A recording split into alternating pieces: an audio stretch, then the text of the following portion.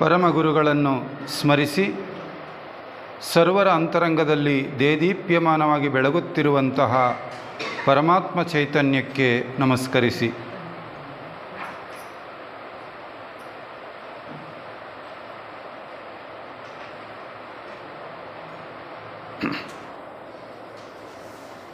ಇಂದಿನ ಈ ವ್ಯಾಸಂಗ ಗೋಷ್ಠಿಯ ಪ್ರಾಯೋಜಕರಾಗಿರ್ತಕ್ಕಂತಹ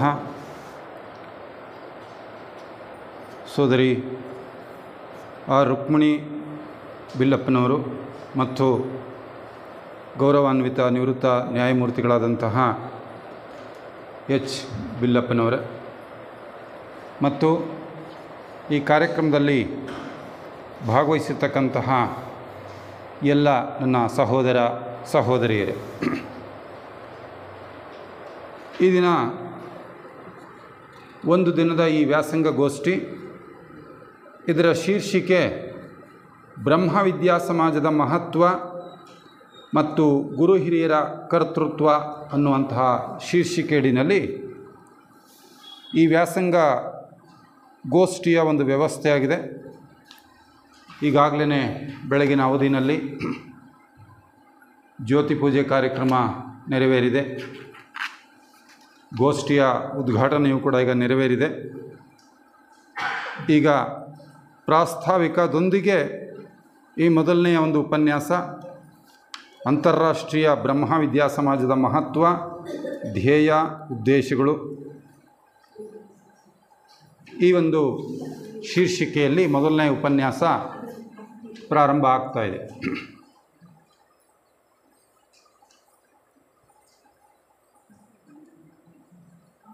ಯದಾ ಯದಾ ಹಿ ಧರ್ಮಸ್ಯ ಗ್ಲಾನಿರ್ಭವತಿ ಭಾರತ ಅಭ್ಯುತ್ಥಾನಮಧರ್ಮಸ್ಯ ತದಾತ್ಮಾನಂ ಸೃಜಾಮ್ಯಹಂ. ಕೃಷ್ಣ ಪರಮಾತ್ಮ ಈ ಒಂದು ಅಭಯವನ್ನು ನಮಗೆ ಕೊಟ್ಟಿದ್ದಾರೆ. ಯಾವಾಗೆಲ್ಲ ಧರ್ಮಕ್ಕೆ ಗ್ಲಾನಿಯಾಗ್ತದೋ, ಯದಾ ಯದಾ ಹಿ ಧರ್ಮಸ್ಯ ಗ್ಲಾನಿರ್ಭವತಿ ಭಾರತ, ನಾಶ ಅಲ್ಲ, ಧರ್ಮ ನಾಶ ಆದಾಗ ಅಂತ ಕೆಲವರು ಅರ್ಥೈಸ್ತಾರೆ. ಖಂಡಿತ ನಾಶ ಅಂತ ನಾವು ತೆಗೆದುಕೊಳ್ಬಾರ್ದು, ಗ್ಲಾನಿ ಅಂತ ತೆಗೆದುಕೊಳ್ಬಹುದು. ಧರ್ಮಕ್ಕೆ ಸ್ವಲ್ಪ ಗ್ಲಾನಿ ಆಗ್ಬೋದು, ನಾಶ ಆಗೋದಕ್ಕಾಗಲ್ಲ. ಸೊ ಯಾವಾಗೆಲ್ಲ ಅಂತ ಹಾನಿ ಆಗಿರುತ್ತೋ ಅಂತಹ ಸಂದರ್ಭಗಳಲ್ಲೆಲ್ಲ ನಾನು ಅವತರಿಸಿ ಬರ್ತೇನೆ ಅನ್ನುವಂತಹ ಅಭಯವನ್ನು ಭಗವಂತ ನಮಗೆ ಕೊಟ್ಟಿದ್ದಾರೆ. ಇತಿಹಾಸದ ಪುಟಗಳನ್ನು ನಾವು ಸ್ವಲ್ಪ ಮೆಲುಕು ಹಾಕೋದಾದರೆ 18ನೇ ಶತಮಾನದ ಕೊನೆಯ ಭಾಗವನ್ನು ನಾವು ನೋಡೋದಾದರೆ ಪರಿಸ್ಥಿತಿ ಏನಾಗಿತ್ತು? ಒಂದು ಕಡೆ ವಿಜ್ಞಾನ ಮತ್ತು ತಂತ್ರಜ್ಞಾನ ಸಾಕಷ್ಟು ಉಚ್ಛ್ರಾಯ ಸ್ಥಿತಿಗೆ ಬೆಳೆದು ಬಂದಿತ್ತು. ಈ ಕಾರಣದಿಂದ ಸಂಪರ್ಕ ಸಾಧನಗಳಲ್ಲೂ ಕೂಡ ಒಂದು ವಿಶೇಷವಾದಂಥ ಒಂದು ಕ್ರಾಂತಿ ಆಯಿತು. ಇಂತಹ ಒಂದು ಕ್ರಾಂತಿ ಏನಕ್ಕೆ ಕಾರಣವಾಯಿತು ಅಂದರೆ, ಈ ವಿಶಾಲವಾದ ಪ್ರಪಂಚ ಬಹಳ ಕಿರಿದಾಗೋಗ್ಬಿಡ್ತು ಒಂದು ದೃಷ್ಟಿಯಲ್ಲಿ ನೋಡಿದ್ರೆ. ಒಂದು ಭೂಭಾಗದಲ್ಲಿರ್ತಕ್ಕಂಥ ಜನಕ್ಕೂ ಮತ್ತೊಂದೆಡೆ ಇರ್ತಕ್ಕಂಥ ಭೂಭಾಗದ ಜನರಿಗೂ ಯಾವುದೇ ಸಂಪರ್ಕವೇ ಇರಲಿಲ್ಲ. ತಾವು ಯಾವ ಪದ್ಧತಿ, ಆಚರಣೆ, ಸಂಸ್ಕೃತಿ, ಧರ್ಮ, ಭಾಷೆ, ವೇಷ ಇವೆಲ್ಲವನ್ನೂ ಕೂಡ ಅವರು ನಡೆಸ್ಕೊಂಡು ಬರ್ತಾ ಇದ್ರೋ ಅದೇ ಅವರಿಗೆ ಪ್ರಪಂಚ ಅಂತ ಆಗೋಗ್ಬಿಟ್ಟಿತ್ತು. ಆದರೆ ಯಾವಾಗೆಲ್ಲ ಈ ಕ್ರಾಂತಿ ಆಯಿತೋ, ವಿಜ್ಞಾನದಲ್ಲಿ ಒಂದು ಮಹತ್ತರವಾದ ಬೆಳವಣಿಗೆ ಆಗಿ ಈ ಸಂಪರ್ಕ ಸಾಧನಗಳಲ್ಲಿ ಮಹತ್ತರವಾದ ಕ್ರಾಂತಿ ಉಂಟಾಯಿತೋ, ಒಂದು ಭೂಭಾಗದಲ್ಲಿರ್ತಕ್ಕಂಥ ಜನರು ಮತ್ತೊಂದು ಭೂಭಾಗದಲ್ಲಿರ್ತಕ್ಕಂಥ ಜನರ ಮಧ್ಯೆ ಬೆರೀತಕ್ಕಂತಹ ಒಂದು ಸಂದರ್ಭ ಸೃಷ್ಟಿಯಾಯಿತು.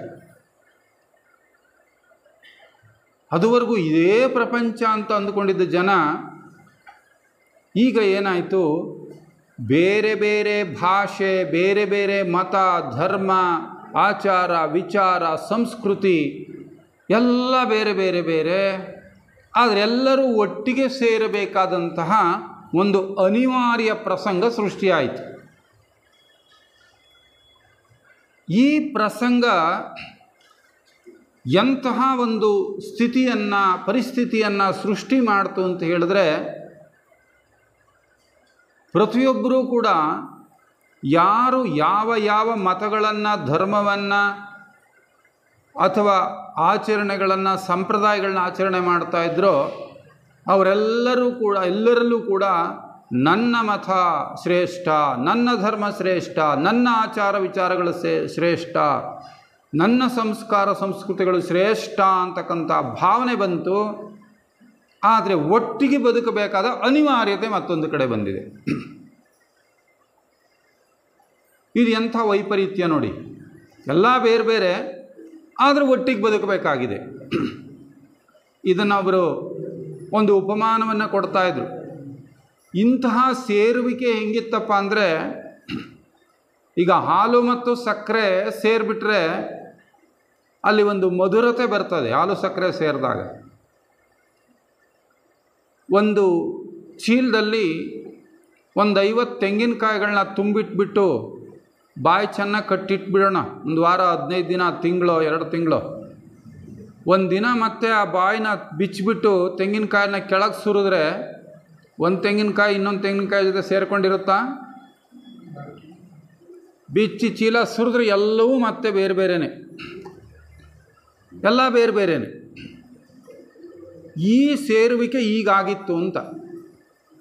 ಎಲ್ಲ ಬೇರೆ ಬೇರೆ ಒಟ್ಟಿಗೆ ಸೇರಿಕೊಂಡಿದ್ದಾರೆ. ಸೊ ಏನಾಯ್ತು ಇವಾಗ? ಎಲ್ಲರೂ ನಮ್ಮ ನಮ್ಮ ಮತಗಳು, ಧರ್ಮಗಳು, ಆಚಾರ ವಿಚಾರಗಳು, ಸಂಪ್ರದಾಯಗಳು ಶ್ರೇಷ್ಠ ಶ್ರೇಷ್ಠ ಅಂತ ಅಂದ್ಕೊಂಡಿದ್ದಾರೆ. ಒಟ್ಟಿಗೆ ಬದುಕಬೇಕು. ಒಂದು ರೀತಿ ಉದ್ವಿಗ್ನ ಪರಿಸ್ಥಿತಿ ಅಂತ ಹೇಳ್ತೀವಿ ಇದನ್ನು. ಅಂತಹ ಒಂದು ಪರಿಸ್ಥಿತಿ ನಿರ್ಮಾಣ ಆಯಿತು 18ನೇ ಶತಮಾನದ ಕೊನೆಯ ಭಾಗದಲ್ಲಿ. ಮತ್ತೊಂದು ಕಡೆ ಏನಾಯಿತು ಪರಿಸ್ಥಿತಿ? ಈ ವಿಜ್ಞಾನ ಯಾವಾಗ ಉಚ್ಛ್ರಾಯ ಸ್ಥಿತಿಗೆ ಬೆಳೀತೋ, ವಸ್ತುವಾದ ಅಥವಾ ಮೆಟೀರಿಯಾಲಿಸಮ್ ಅಂತ ಏನು ಹೇಳ್ತೀವಿ, ಅದು ಅತಿ ಪ್ರಾಮುಖ್ಯತೆಯನ್ನು ಪಡೆದುಕೊಂಡು ಬಿಡ್ತು. ಯಾಕೆಂದರೆ ವಿಜ್ಞಾನ ಅಂದರೆ ಅರ್ಥ ನೋಡಿ ನಂಬುವುದು. ನೋಡಿ ನಂಬುವುದು ವಿಜ್ಞಾನ, ನಂಬಿ ನೋಡುವುದು ಆಧ್ಯಾತ್ಮ. ಇದೆರಡು ಡಿಫರೆನ್ಸ್. ಆಧ್ಯಾತ್ಮಕ್ಕೂ ವಿಜ್ಞಾನಕ್ಕೂ ಏನಪ್ಪ ವ್ಯತ್ಯಾಸ ಅಂದರೆ, ನೋಡಿ ನಂಬುವುದು ವಿಜ್ಞಾನ, ನಂಬಿ ನೋಡುವುದು ಆಧ್ಯಾತ್ಮ. ಈಗ ವಿಜ್ಞಾನ ಬೆಳೆದಿದ್ದರಿಂದ ನೋಡಿದ್ದನ್ನಷ್ಟೇ ನಂಬುವ ಮನಸ್ಥಿತಿ ಎಲ್ಲ ಜನರಲ್ಲಿ ಬಂತು. ಸೊ ಹಾಗಿದ್ರೆ ಇಂತಹ ಒಂದು ಆಧ್ಯಾತ್ಮ ಇವೆಲ್ಲದೂ ಕೂಡ ಕೇವಲ ಮೂಢನಂಬಿಕೆ ಅನ್ನುವಂತಹ ಒಂದು ಪರಿಸ್ಥಿತಿ ನಿರ್ಮಾಣ ಆಯಿತು. ಇದಕ್ಕೇನು ಅರ್ಥ ಇಲ್ಲ, ಇದು ಕೇವಲ ಮೂಢನಂಬಿಕೆ ಮಾತ್ರ ಅನ್ನುವ ಪರಿಸ್ಥಿತಿ ನಿರ್ಮಾಣ ಆಗಿ ಸಂಪೂರ್ಣವಾಗಿ ನಾಸ್ತಿಕವಾದ ತಲೆ ಎತ್ತಿಬಿಡ್ತು. ನಾಸ್ತಿಕವಾದ ವಸ್ತು ಪ್ರಪಂಚ, ಕಣ್ಣಿಗೆ ಕಾಣ್ತಾ ಇರೋದಷ್ಟೇ ಸತ್ಯ, ಉಳಿದಿದೆಲ್ಲವೂ ಕೂಡ ಭ್ರಾಂತಿ ಅನ್ನುವಂತಹ ಒಂದು ಮನಸ್ಥಿತಿ ನಿರ್ಮಾಣ ಆಗಿಬಿಡ್ತು ಈ ವಿಜ್ಞಾನದ ಬೆಳವಣಿಗೆಯಿಂದ. ಸೊ ಈಗೇನಾಯಿತು ಹಾಗಾದರೆ? ಒಂದು ಕಡೆ ಬೇರೆ ಬೇರೆ ಮತ ಸಂಪ್ರದಾಯದ ಜನಗಳು ಒಟ್ಟಿಗೆ ಸೇರಿಕೊಂಡಿರುವಂಥದ್ದು ಒಂದು ಕಡೆ ಉದ್ವಿಗ್ನ ಸ್ಥಿತಿ, ಇನ್ನೊಂದು ಕಡೆ ವಸ್ತುವಾದವೇ ಸರಿ ಅನ್ನುವಂಥದ್ದು ಒಂದು ಸ್ಥಿತಿ. ಪೂರ್ತಿಯಾಗಿ ನಾಸ್ತಿಕವಾದ ತಲೆ ಎತ್ತಿತು. ಈಗ ಇಂತಹ ಸಂದರ್ಭ ಸನ್ನಿಹಿತವಾದಾಗ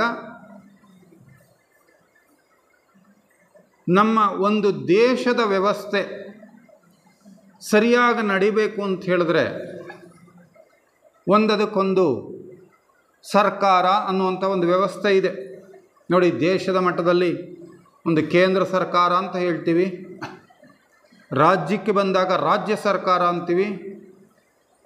ರಾಜ್ಯದ ಕೇಂದ್ರದಲ್ಲಿ ಕುಳಿತು ಸರಿಯಾಗಿ ವ್ಯವಸ್ಥೆ ಮಾಡಲಿಕ್ಕಾಗಲ್ಲ ಅಂಥೇಳಿ ಜಿಲ್ಲಾ ಪಂಚಾಯತ್ ರಚನೆ ಮಾಡ್ಕೊಳ್ತೀವಿ. ಅದೂ ಆಗಲಿಲ್ಲ ಅಂತ ತಾಲ್ಲೂಕು ಮಟ್ಟದಲ್ಲಿ ತಾಲ್ಲೂಕು ಪಂಚಾಯತಿ ಇದೆ. ಇನ್ನೂ ಕೂಡ ಅದು ಆಗಲ್ಲ, ಇನ್ನೂ ವಿಕೇಂದ್ರೀಕರಣ ಆಗಬೇಕು ಅಂಥೇಳಿ ಗ್ರಾಮಗಳ ಮಟ್ಟದಲ್ಲಿ ಗ್ರಾಮ ಪಂಚಾಯತಿವರೆಗೂ ಬಂತು.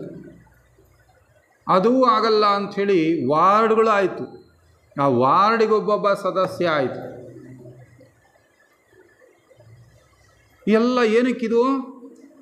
ನಮ್ಮ ದೇಶ ಅಥವಾ ನಮ್ಮ ರಾಜ್ಯ, ನಮ್ಮ ಜಿಲ್ಲೆ ಅಥವಾ ತಾಲ್ಲೂಕು, ಗ್ರಾಮ ಒಂದು ವ್ಯವಸ್ಥಿತವಾಗಿ ನಡಿಬೇಕಾಗಿದ್ದರೆ ಅದರ ಹಿಂದೆ ಇವೆಲ್ಲ ಕೂಡ ಕೆಲಸ ಮಾಡ್ತಾಯಿದೆ.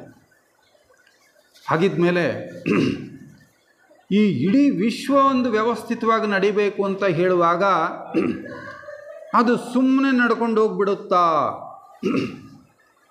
ಹೇಗೆ ಬೇಕೋ ಹಾಗೆ ತನಗೆ ಬೇಕಾದ ಈ ಪ್ರಪಂಚದ ವ್ಯವಸ್ಥೆ ನಡೀತಾ ಇದೆಯಾ ಅಂದರೆ ಖಂಡಿತ ಇಲ್ಲ. ಇಡೀ ಪ್ರಪಂಚದ ಬೆಳವಣಿಗೆಯನ್ನು, ಪ್ರಪಂಚದ ವ್ಯವಸ್ಥೆಯನ್ನು ನೋಡಿಕೊಳ್ತಕ್ಕಂತಹ, ಪ್ರಪಂಚದ ಆಗು ಹೋಗುಗಳನ್ನು ನೋಡಿಕೊಳ್ತಕ್ಕಂತಹ, ಇದರ ವಿಕಾಸವನ್ನು ನೋಡಿಕೊಳ್ತಕ್ಕಂತಹ ಒಂದು ವ್ಯವಸ್ಥೆ ಇದೆ. ಆ ವ್ಯವಸ್ಥೆಯನ್ನು ನಾವು ಅಂತರಂಗ ಸರ್ಕಾರ ಅಂತ ಕರಿತೀವಿ, ಅಥವಾ ಅದನ್ನು ಶ್ವೇತರ್ಷಿ ಸಂಘ ಅಂತ ಕರಿತೀವಿ. ಅಂತರಂಗ ಸರ್ಕಾರ ಅಥವಾ ಶ್ವೇತರ್ಷಿ ಸಂಘ ಅಂತ ಕರಿತೀವಿ. ಆ ಸಂಘ ಏನು ಮಾಡ್ತಾ ಇದೆ? ಇಡೀ ವಿಶ್ವದ ಬೆಳವಣಿಗೆಯನ್ನು ನೋಡಿಕೊಳ್ತಾ ಇದೆ. ಇಲ್ಲಿ ಹೇಗೆ ಒಂದು ಸರ್ಕಾರ ದೇಶವನ್ನು ಮುನ್ನಡೆಸಬೇಕಾದ್ರೆ ಇಂತಿಂಥ ಸಮಯದಲ್ಲಿ ಒಂದು ಚಳಿಗಾಲದ ಅಧಿವೇಶನ ಅಂತ ಕರೆಯುತ್ತೆ, ಇನ್ನೊಂದು ಯಾವುದೋ ಒಂದು ಅಧಿವೇಶನ ಅಂತ ಕರೀತಾರೆ. ಆ ಡೆವಲಪ್ಮೆಂಟ್ ಬಗ್ಗೆ ಸಾಕಷ್ಟು ಚರ್ಚೆಗಳಾಗ್ತದೆಯೋ, ಇದೇ ರೀತಿಯಲ್ಲಿ ಆ ಋಷಿ ಸಂಘದಲ್ಲೂ ಕೂಡ ಚರ್ಚೆಗಳು ನಡೆಯುತ್ತೆ. ಇದನ್ನು ಯೋಗ ದೃಷ್ಟಿ ಇರ್ತಕ್ಕಂಥವರು ನೋಡಿ ಇದ್ರ ಬಗ್ಗೆ ಪ್ರಸ್ತಾಪ ಮಾಡ್ತಾರೆ. ಇಡೀ ವಿಶ್ವದ ಬೆಳವಣಿಗೆಯನ್ನು ನೋಡುವಂತಹ ಒಂದು ವ್ಯವಸ್ಥೆ ಇದೆ. ಆ ವ್ಯವಸ್ಥೆಯೇ ಅಂತರಂಗ ಸರ್ಕಾರ. ಇಲ್ಲಿ ಈ ನಮ್ಮ ದೇಶದ ಆಡಳಿತದಲ್ಲಿ ಪ್ರಜೆಗಳು ಏನು ಮಾಡ್ತಾರೆ? ತಮ್ಮ ನಾಯಕರನ್ನು ಚುನಾಯಿಸ್ತಾರೆ. ಈ ಶ್ವೇತರ್ಷಿ ಸಂಘದಲ್ಲಿ ಇರ್ತಕ್ಕಂಥ ಅಧಿಕಾರಿ ವರ್ಗ ಇದೆಯಲ್ಲ, ಆ ವರ್ಗ ಹೇಗೆ ಚುನಾಯಿಸಲ್ಪಡುತ್ತೆ ಅನ್ನುವಾಗ ಇಲ್ಲಿ ಯಾರೂ ವೋಟ್ ಹಾಕಿ ಗೆಲ್ಲಿಸುವಂಥದ್ದಲ್ಲ. ಆ ದೈವಿ ಯೋಜನೆಯನ್ನು ಸಾಕಾರಗೊಳಿಸೋದಕ್ಕೋಸ್ಕರ ಯಾರೆಲ್ಲ ಟೊಂಕ ಕಟ್ಟಿ ದುಡಿತಾರೆಯೋ, ಅದಕ್ಕೆ ಬೇಕಾದಂತಹ ಯೋಗ್ಯತೆಗಳನ್ನು, ಅರ್ಹತೆಗಳನ್ನು ಮೈಗೂಡಿಸ್ಕೊಳ್ತಾರೋ ಅಂತಹವರು ಆ ಶ್ವೇತರ್ಷಿ ಸಂಘದ ಸದಸ್ಯರಾಗ್ತಾರೆ. ಇಲ್ಲಿ ಚುನಾವಣೆ ಇಲ್ಲ. ತಮ್ಮ ಅರ್ಹತೆ ಮತ್ತು ಯೋಗ್ಯತೆಗಳನ್ನು ಸಂಪೂರ್ಣವಾಗಿ ಮೈಗೂಡಿಸಿಕೊಂಡಾಗ ಅಂಥವರು ಆ ಸಂಘದಲ್ಲಿ ಆಯ್ಕೆ ಆಗ್ತಾರೆ. ಜೀವನ್ಮುಕ್ತರು ಆ ಸಂಘದಲ್ಲಿ ಕೆಲಸ ಮಾಡ್ತಾರೆ. ಜೀವನ್ಮುಕ್ತ ಋಷಿಗಳು. ಜೀವನ್ಮುಕ್ತರಾಗಬೇಕು ಅಂದರೆ ಥಿಯೋಸಾಫಿಕಲ್ ಸೊಸೈಟಿ ಸದಸ್ಯರಿಗೆ ಗೊತ್ತಿದೆ, ದಶಬಂಧನಗಳನ್ನು ಕಳ್ಕೊಳ್ಬೇಕು. 10 ಬಂಧನಗಳಿದೆ. ಆ ಬಂಧನಗಳನ್ನು ಕಳ್ಕೊಂಡ ನಂತರ ನಾವು ಮಾನವಾತೀತರಾಗ್ತೇವೆ. ಅಂಥ ಮಾನವಾತೀತರು ಆ ಋಷಿ ಸಂಘದಲ್ಲಿ ಕೆಲಸ ಮಾಡ್ತಾ ಇದ್ದಾರೆ.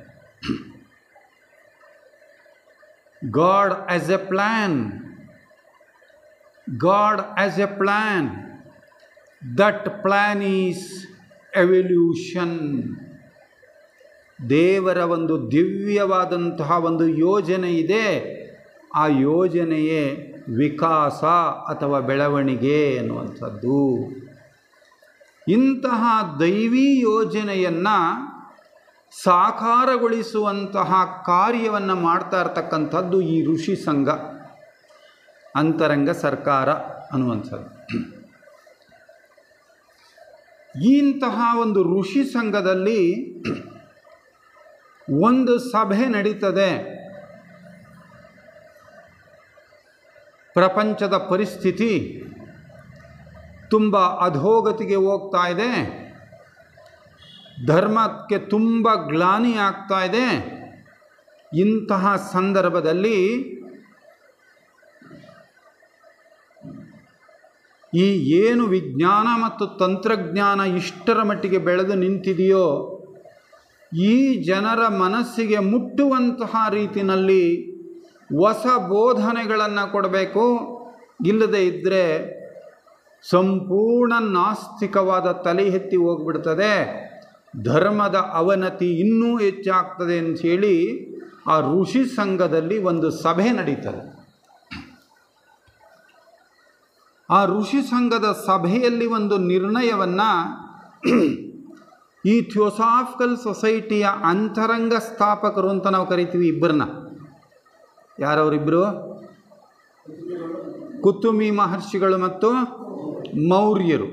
ಅವರನ್ನು ಭಾಗವತದಲ್ಲಿ ದೇವಾಪಿ ಮತ್ತು ಮರು ಅಂತಕ್ಕಂಥ ಹೆಸರಿನಿಂದ ಕರೀತಾರೆ.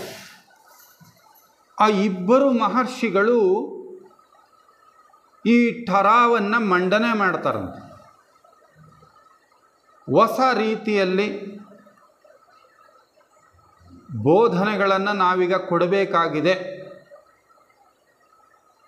ಆದರೆ ಆ ಋಷಿ ಸಂಘದ ಒಂದು ಸಭೆಯಲ್ಲಿ ಮತ್ತೊಂದು ರೀತಿಯಲ್ಲಿ ತೀರ್ಮಾನ ಆಗ್ತದಂತೆ.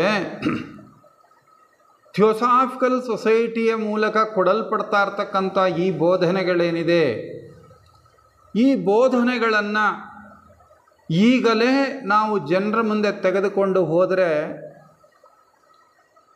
ಇವುಗಳನ್ನು ಸ್ವೀಕರಿಸುವಷ್ಟರ ಮಟ್ಟಿಗೆ ಇನ್ನೂ ಕೂಡ ಮನುಷ್ಯರ ಮನಸ್ಥಿತಿ ಪರಿಪಕ್ವವಾಗಿಲ್ಲ, ಇನ್ನು ಇದಕ್ಕೆ ಸ್ವಲ್ಪ ಕಾಲಾವಕಾಶ ಬೇಕಾಗ್ತದೆ ಅನ್ನುವಂಥ ಚರ್ಚೆಯೂ ಅಲ್ಲಿ ನಡೀತದೆ. ಆದರೆ ಮಾನವ ಕೋಟಿಯ ಮೇಲಿನ ಅಪಾರವಾದಂತಹ ಪ್ರೇಮ ಮತ್ತು ಕರುಣೆಯಿಂದ ಈ ಕುತುಮಿ ಮತ್ತು ಮೌರ್ಯ ಮಹರ್ಷಿಗಳು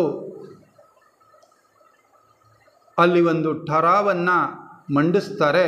ಇಲ್ಲ, ಕೆಲವೇ ಜೀವರುಗಳಾದರೂ ಕೂಡ ಇದನ್ನು ಸ್ವೀಕರಿಸುವ ಹಂತದಲ್ಲಿದ್ದಾರೆ. ಈ ಬೋಧನೆಗಳನ್ನು ನಾವು ಕೊಡೋದ್ರ ಮೂಲಕ ಕೆಲವರಲ್ಲಾದರೂ ಕೂಡ ಅಂಥ ಪರಿವರ್ತನೆ ಬರಲಿಕ್ಕೆ ಸಾಧ್ಯ. ನಾವು ಈ ಸಂಘದ ಮೂಲಕ ಹೊಸ ಬೋಧನೆಗಳನ್ನು ಕೊಡೋಣ ಅಂಥೇಳಿ ಇವರು ಸ್ವಲ್ಪ ಒತ್ತಡ ಮಾಡ್ತಾರಂತೆ. ನೋಡಿ, ಈ ಥಿಯೋಸಾಫಿಕಲ್ ಸೊಸೈಟಿಯ ಮಹತ್ವ ಎಂಥದ್ದು ಅಂತ ನಾವು ಅರ್ಥ ಮಾಡ್ಕೊಳ್ಬೇಕಾಗಿದ್ರೆ, ಆ ಸಭೆಯಲ್ಲಿ ಯಾವಾಗ ಇವರು ಈ ವಿಷಯ ಮಂಡನೆ ಮಾಡಿದಾಗ, ಒಂದು ವೇಳೆ ಈ ಥಿಯೋಸಾಫಿಕಲ್ ಸೊಸೈಟಿ ಅಂತಕ್ಕಂಥ ಈ ಸಂಸ್ಥೆಯನ್ನು ಸ್ಥಾಪಿಸಿ ಕೇವಲ ಏನಾದರೂ 7 ವರ್ಷಗಳ ಒಳಗಡೆ ಆ ಸಂಸ್ಥೆ ಏನಾದರೂ ಮುಚ್ಚಿ ಹೋದದ್ದೇ ಆದರೆ ಅದರ ದುಷ್ಕರ್ಮದ ಹೊರೆಯನ್ನು ನೀವು ಹೊರಬೇಕಾಗುತ್ತೆ ಅಂತ ಹೇಳ್ತಾರಂತೆ ಕುತುಮಿದ್ ಮತ್ತು ಮೌರ್ಯ ಮಹರ್ಷಿಗಳಿಗೆ. ಈಗ ನಮ್ಮ ಜೀವನದಲ್ಲಿ ನಾವು ಅನುಭವಿಸ್ತಾ ಇರ್ತಕ್ಕಂಥ ಕಷ್ಟಗಳಿದ್ದಾವಲ್ಲ, ನೋವುಗಳಿದ್ದಾವಲ್ಲ, ಇದೆಲ್ಲ ಯಾವುದರ ಫಲ? ನಮ್ಮ ಜೀವನದಲ್ಲಿ ನಾವು ಅನುಭವಿಸ್ತಾ ಇರ್ತಕ್ಕಂಥ ಕಷ್ಟಗಳು, ದುಃಖಗಳು ಯಾವುದರ ಫಲ? ನಾವೇ ಮಾಡಿಕೊಂಡ ದುಷ್ಕರ್ಮದ ಫಲಗಳು. ಇದನ್ನು ನಾವು ಸಮಾಧಾನವಾಗಿ ಅನುಭವಿಸ್ಲಿಕ್ಕೆ ತಯಾರಿದ್ದೇವಾ?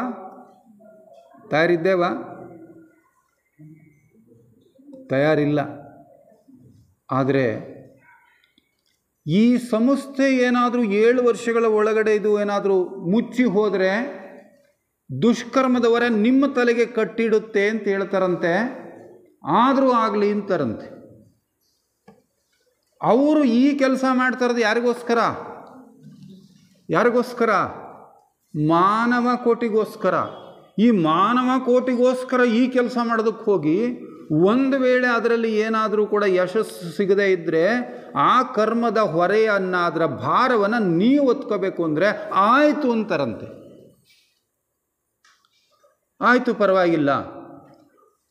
ಹಾಗೇನಾದರೂ ಒಂದು ವೇಳೆ ಅಂಥ ಸಂದರ್ಭ ಬಂದರೆ ಅದರ ಕರ್ಮದ ಭಾರವನ್ನು ನಾವು ಒತ್ಕೊಳ್ತೇವೆ ಅಂತ ಅವರು ಮಾತು ಕೊಡ್ತಾರಂತೆ ಕುತುಮಿಗಳು ಮತ್ತು ಮೌರ್ಯ ಮಹರ್ಷಿಗಳು. ಇದು ಅವರಿಗೆ ಮಾನವತೆಯ ಮೇಲಿದ್ದಂತಹ ಪ್ರೇಮದಕ್ಕೆ ಒಂದು ಪ್ರತೀಕ ಅಂತ ನಾವು ಅರ್ಥ ಮಾಡ್ಕೊಳ್ಬೇಕಾಗ್ತದೆ. ಸೊ ಹೀಗೆ ಆ ಶ್ವೇತರ್ಷಿ ಸಂಘದ ಸಭೆಯಲ್ಲಿ ಕೊನೆಗೆ ನಿರ್ಣಯ ಅಂತೂ ಆಯಿತು. ನೋಡಿ, ಹಿಂದಿನ ಕಾಲಮಾನಗಳಲ್ಲಿ ಭಗವಂತ ಬೇರೆ ಬೇರೆ ರೂಪಗಳನ್ನು ಧಾರಣೆ ಮಾಡಿ ಅವನು ಅವತರಿಸ್ತಾ ಇದ್ದ. ಆದರೆ ಕಲಿಯುಗದ ಮಹತ್ವ ಏನು ಅಂತ ಹೇಳಿದ್ರೆ, ಸಂಘೇ ಶಕ್ತಿ ಕಲೌ ಯುಗೇ ಅಂತ ಒಂದು ಮಾತು ಬರ್ತದೆ. ಸಂಘೇ ಶಕ್ತಿ ಕಲೌ ಯುಗೇ.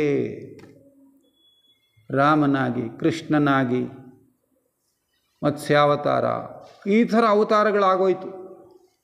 ಆದರೆ ಈ ಕಲಿಯುಗದಲ್ಲಿ ಸಂಘದ ಮೂಲಕ ಆಗಬೇಕು ಈ ಕೆಲಸ ಅಂತಕ್ಕಂಥದ್ದನ್ನು ಮನಗಂಡು ಇದನ್ನು ಒಂದು ಸೊಸೈಟಿಯ ಮೂಲಕ, ಒಂದು ಸಂಘದ ಮೂಲಕ ಈ ಕಾರ್ಯವನ್ನು ನಡೆಸಬೇಕು ಅಂತಕ್ಕಂಥ ನಿರ್ಣಯ ಆಯಿತು. ನಿರ್ಣಯ ಆಗಿದೆ. ಆ ಸಂಸ್ಥೆಯನ್ನು ಪ್ರಾರಂಭ ಮಾಡುವ ಜವಾಬ್ದಾರಿ ಇಬ್ಬರ ಹೆಗಲಿಗೆ ಬಿದ್ದಿದೆ, ಕುತುಮಿ ಮತ್ತು ಮೌರ್ಯರು. ಆಯಿತು, ಅಲ್ಲಿ ಪರ್ಮಿಷನ್ ಆಯಿತು. ಎಕ್ಸಿಕ್ಯೂಟ್ ಆಗಬೇಕಲ್ಲ, ಈಗ ಕಾರ್ಯ ನಡಿಬೇಕಲ್ಲ. ಆಗ ಈ ಇಬ್ಬರು ಅಂತರಂಗದ ಅಧಿಕಾರಿಗಳು, ಕುತುಮಿಗಳು ಮತ್ತು ಮೌರ್ಯರು, ಇಡೀ ವಿಶ್ವವನ್ನು ಗಮನದಲ್ಲಿಟ್ಕೊಂಡು ನೋಡ್ತಾ ಬರ್ತಾರೆ.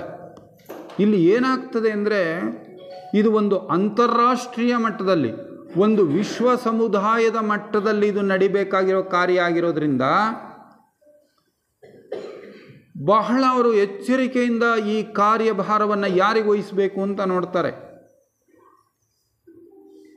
ಇದು ಹೇಗಿದೆ ಅಂದರೆ, ಅವತ್ತು ವಿಜ್ಞಾನ ಬೆಳವಣಿಗೆ ಆಗಿದೆ, ತಂತ್ರಜ್ಞಾನ ಸಾಕಷ್ಟು ಬೆಳೆದಿದೆ.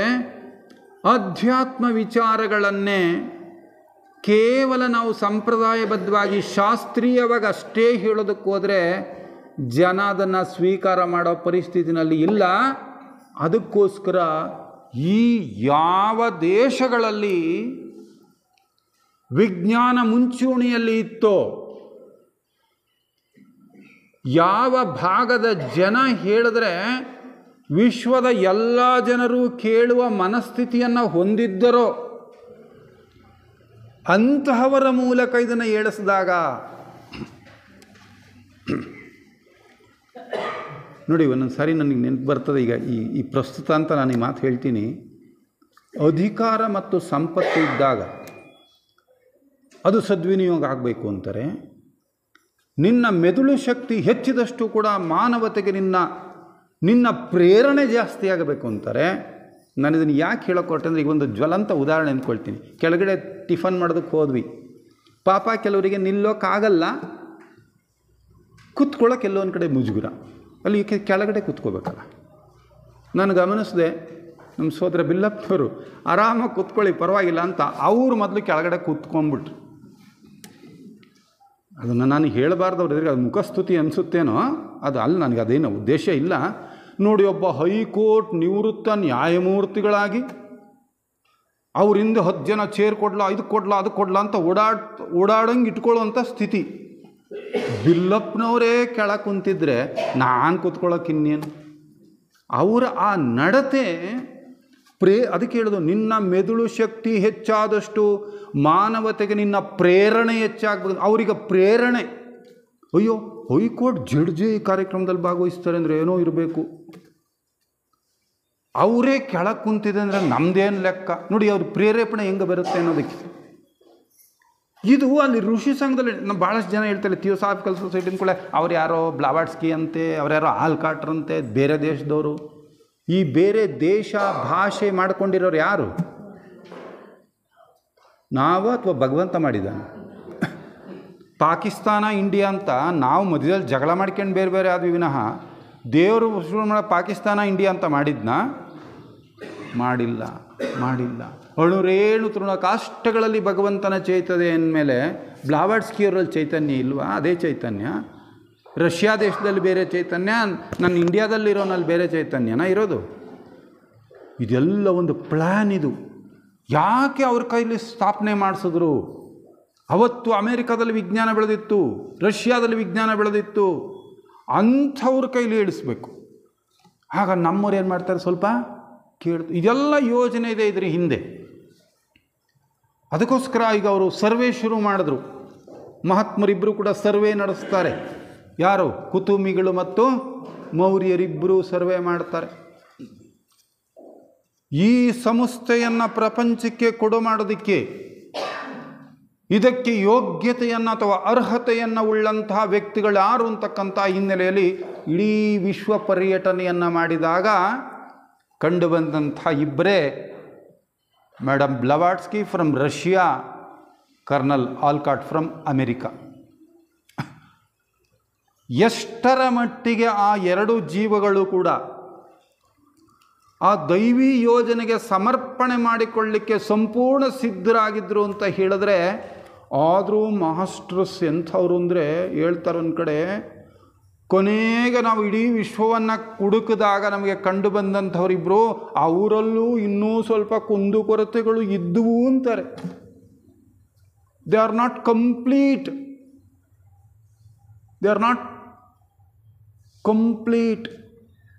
ಅವರಿನ್ನೂ ಪರಿಪೂರ್ಣವಾಗಿರಲಿಲ್ಲ.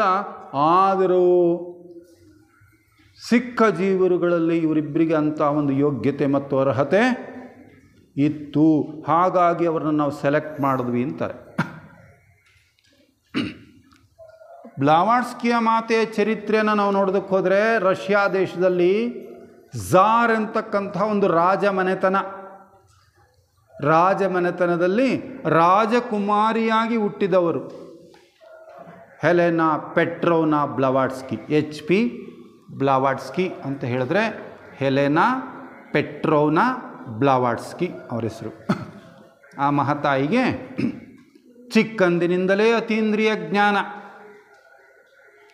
ನಾನು ಅದನ್ನು ವಿಸ್ತಾರ ಮಾಡೋಕ್ಕೆ ಆಗಲ್ಲ, ಟೈಮು ಸೂಕ್ಷ್ಮವಾಗಿ ಹೇಳ್ತೀನಿ ಅಷ್ಟೇ.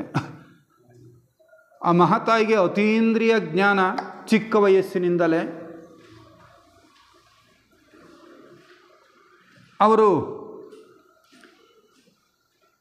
ಹೆಲೆನಾ ಪೆಟ್ರೋವ್ನಾ ಅಷ್ಟೇ ಅವರ ಹೆಸರು. ಮೂಲತಃ ಅವರ ಹೆಸರು ಹೆಲೆನಾ ಪೆಟ್ರೋವ್ನಾ. ಆದರೆ ಸ್ವಲ್ಪ ಹಠಮಾರಿ ಹೆಣ್ಣುಮಗಳು, ಅಷ್ಟೇ ಹಠಮಾರಿತನ ಇತ್ತು.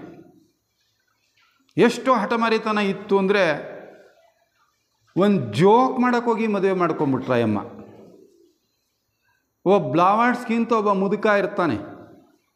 ಯಾವುದೋ ಒಂದು ಸಂದರ್ಭದಲ್ಲಿ ಯಾರ ಮಾತಿಗೆ ಅಂದುಬಿಡ್ತಾರೆ, ನೀನು ಹಿಂಗೆ ಆಡ್ತಾ ಇದ್ದರೆ ಅವನ ಬ್ಲಾವಾಟ್ಸ್ಕಿನೂ ನೀನು ಮದುವೆ ಮಾಡ್ಕೊಳಲ್ಲ ಅಂದುಬಿಡ್ತಾರೆ.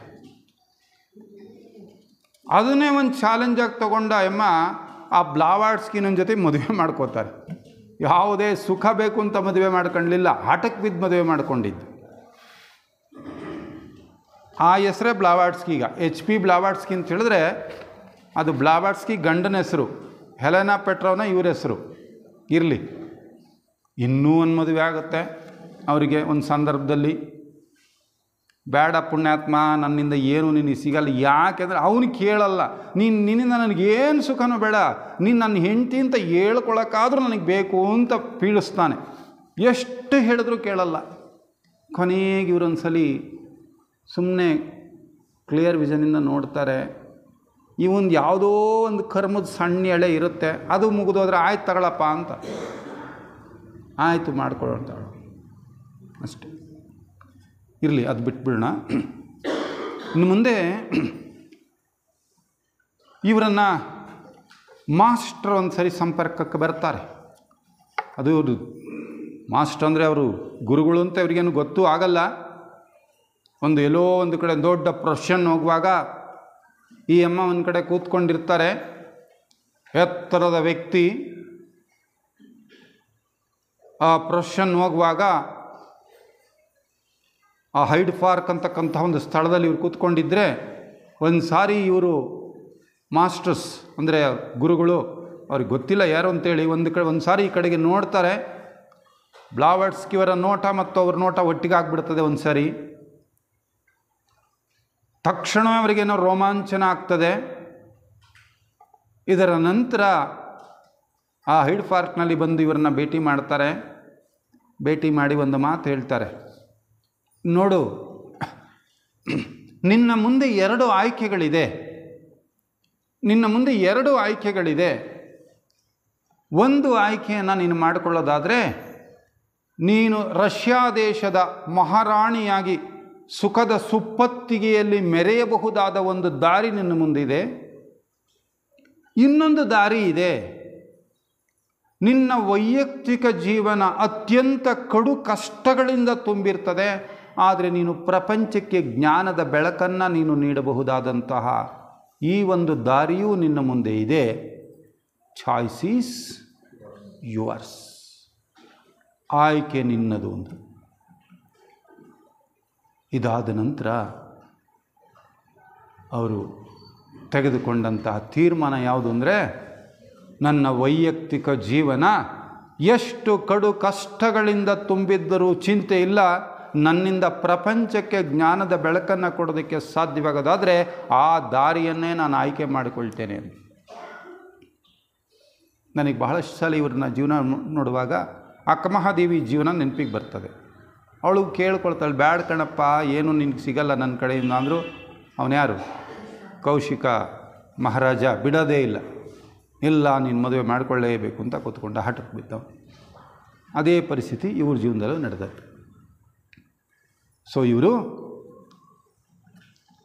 ಸೊ ಪ್ರಪಂಚಕ್ಕೆ ಜ್ಞಾನವನ್ನು ಕೊಡುವ ಮಾರ್ಗವನ್ನೇ ನಾನು ಆಯ್ಕೆ ಮಾಡಿಕೊಳ್ತೇನೆ ಅಂತ ತೀರ್ಮಾನ ಮಾಡಿದ್ರು. ಅದಕ್ಕೆ ಒಪ್ಪಿಗೆಯನ್ನು ಕೂಡ ಕೊಟ್ಬಿಡ್ತಾರೆ.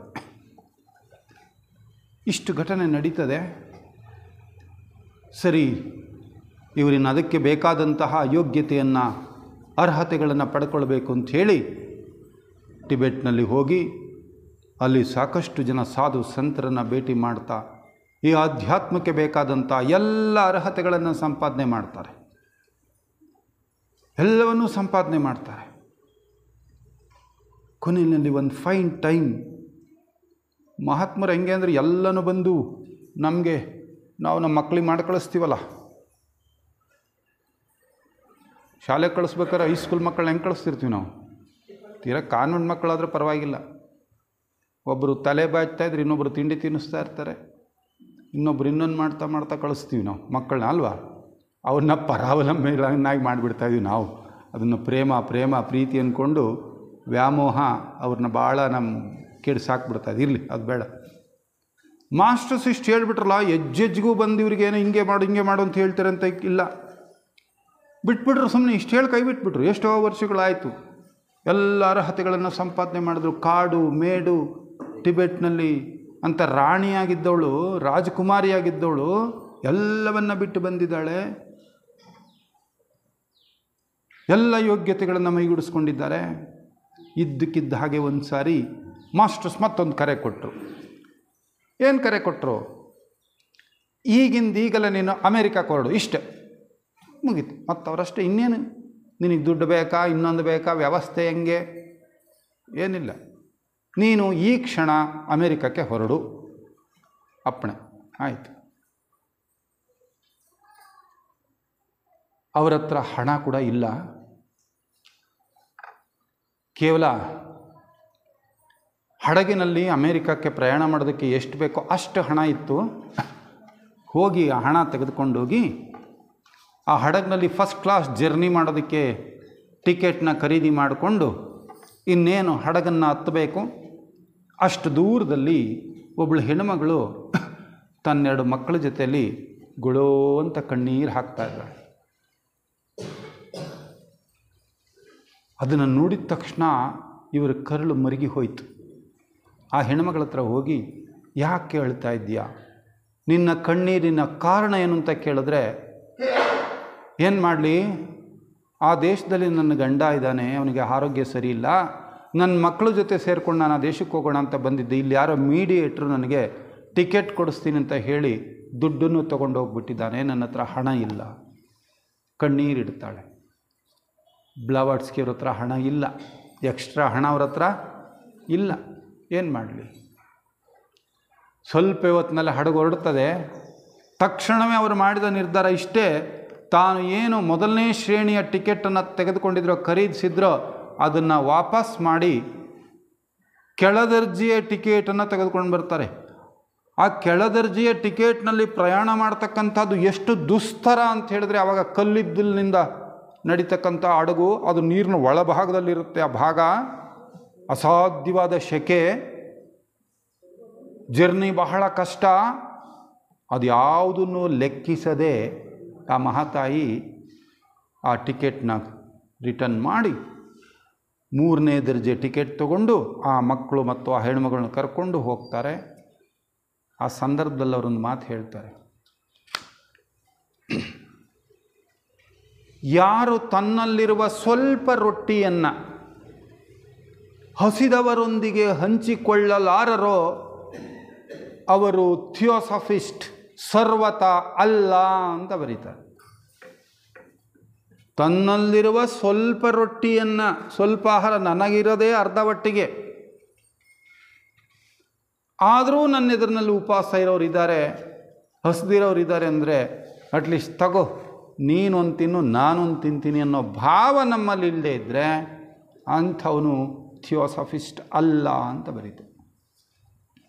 ಅಕ್ಷರಶಃ ಅದನ್ನು ಪಾಲಿಸಿದಂತಹ ಮಾತೆ ಬ್ಲವಾಟ್ಸ್ಕಿಯವರು. ಸರಿ, ಅಲ್ಲಿಂದ ಅಮೇರಿಕಕ್ಕೆ ಬರ್ತಾರೆ ಮಹಾತಾಯಿ. ಅಲ್ಲಿ ಅಮೇರಿಕಾದಲ್ಲಿ ಕೂಡ ಎಡ್ಡಿ ಬ್ರದರ್ಸ್ ಅಂತ ಇರ್ತಾರಲ್ಲಿ. ಆ ಸಮಯದಲ್ಲಿ ಅವರು ಈ ಪ್ರೇತಗಳನ್ನು ಆವಾಹನೆ ಮಾಡ್ತಕ್ಕಂತಹ ಒಂದು ಕಾರ್ಯದಲ್ಲಿ ಅವರು ಮುಂದಾಗಿರ್ತಾರೆ. ಎಡ್ಡಿ ಬ್ರದರ್ಸ್ ಅಂದರೆ ಸತ್ತು ಹೋಗಿರ್ತಾರಲ್ಲ, ಸತ್ತು ಹೋಗಿರೋರನ್ನ ಇನ್ನೊಬ್ಬರ ಮೂಲಕ ಆವಾಹನೆ ಮಾಡ್ತಕ್ಕಂಥದ್ದು ಇದು ಅಲ್ಲಿ ನಡೀತಾ ಇರ್ತಾರೆ. ಎಡ್ಡಿ ಬ್ರದರ್ಸ್, ಎಡ್ಡಿ ಸಹೋದರರು ಅಂತೇಳಿ ಒಂದು ಮನೆಯಲ್ಲಿ ಅದನ್ನು ಮಾಡ್ತಾ ಇರ್ತಾರೆ. ಅತೀಂದ್ರಿಯ ಜ್ಞಾನದ ಬಗ್ಗೆ ಆಸಕ್ತಿ ಇರೋರು ಕೆಲವು ಸೇರಿಕೊಂಡು. ಇಲ್ಲಿ ಕರ್ನಲ್ ಆಲ್ಕಾಟ್ರವರು ಅಮೇರಿಕಾದಲ್ಲಿ ಸೈನ್ಯದಲ್ಲಿ ಒಬ್ಬ ಅಧಿಕಾರಿಯಾಗಿ ಕೆಲಸ ಮಾಡ್ತಾ ಇರ್ತಾರೆ. ಕರ್ನಲ್ ಒಂದು ಒಳ್ಳೆಯ ಹುದ್ದೆ ಮಿಲಿಟರಿನಲ್ಲಿ. ಅವರು ಒಬ್ಬ ಸಸ್ಯವಿಜ್ಞಾನಿ. ಒಂದು ವೇಳೆ ಅವರು ಮನಸ್ಸು ಮಾಡಿದ್ದಿದ್ರೆ ಆ ದೇಶದ ಅಧ್ಯಕ್ಷರಾಗಬಹುದಾದಂಥ ಎಲ್ಲ ಸಾಮರ್ಥ್ಯ ಅವರಲ್ಲಿತ್ತು. ಆದರೆ ಅವರಲ್ಲಿಯೂ ಕೂಡ ಈ ಅತೀಂದ್ರಿಯ ಜ್ಞಾನದ ಬಗ್ಗೆ ಒಂದು ಆಸಕ್ತಿ ಇರ್ತದೆ ಆಲ್ಕಾಟ್ರಿಗೂ ಕೂಡ.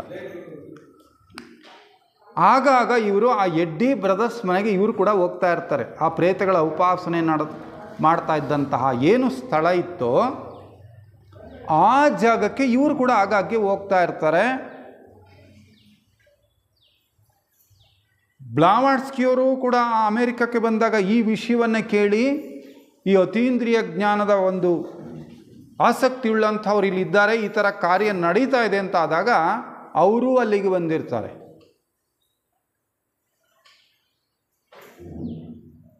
ಒಂದು ಎಂಥ ವಿಶೇಷ ನಡೀತದೆ ಅಂದರೆ ಅದು ವಿದೇಶಗಳಾಗಿದ್ದರಿಂದ ಬ್ಲಾವಾಟ್ಸ್ಕಿಯವರು ಒಂದಿನ ಅಲ್ಲೇ ಇದ್ದಾರೆ, ಆಲ್ಕಾಟ್ ಕೂಡ ಅಲ್ಲಿಗೆ ಬಂದಿದ್ದಾರೆ. ಬ್ಲಾವಾಟ್ಸ್ಕಿಯವರು ಒಂದು ಸಿಗಾರ್ ತಮ್ಮ ಬಾಯಿನಲ್ಲಿ ಇಟ್ಕೊಂಡು ಮ್ಯಾಚ್ ಬಾಕ್ಸ್ ಹುಡುಕ್ತಾ ಇದ್ರಂತೆ. ಆಗಿನ್ನೂ ಆ ಸ್ಥಿತಿ ಅದು ಸ್ವಲ್ಪ. ತಕ್ಷಣ ಆಲ್ಕಾಟ್ ಅಲ್ಲೆಲ್ಲೋ ಇದ್ದಂಥ ಮ್ಯಾಚಸನ್ನು ತಗೊಂಡು ಅದಕ್ಕೆ ಲೈಟ್ ಮಾಡ್ತಾರೆ. ಒಬ್ಬರು ಅದನ್ನು ಎಷ್ಟು ಇದಾಗಿ ಹೇಳ್ತಾ ಇದ್ರು ಅಂದರೆ, ಒಂದು ಆ ಸಿಗಾರ್ಗೆ ಹಚ್ಚಿದ ಬೆಂಕಿ ಇಬ್ಬರೂ ಸೇರಿ ಅಧ್ಯಾತ್ಮದ ಕಿಡಿಯನ್ನು ಒತ್ತಿಸುವುದಕ್ಕೆ ಅದು ಒಂದು ಅಸ್ಥಿಭಾರ ಆಯಿತು ಅಂತ ಬರೀತಾರೆ. ಅದು ಒಂದು ಅಸ್ಥಿಭಾರ ಆಯಿತು.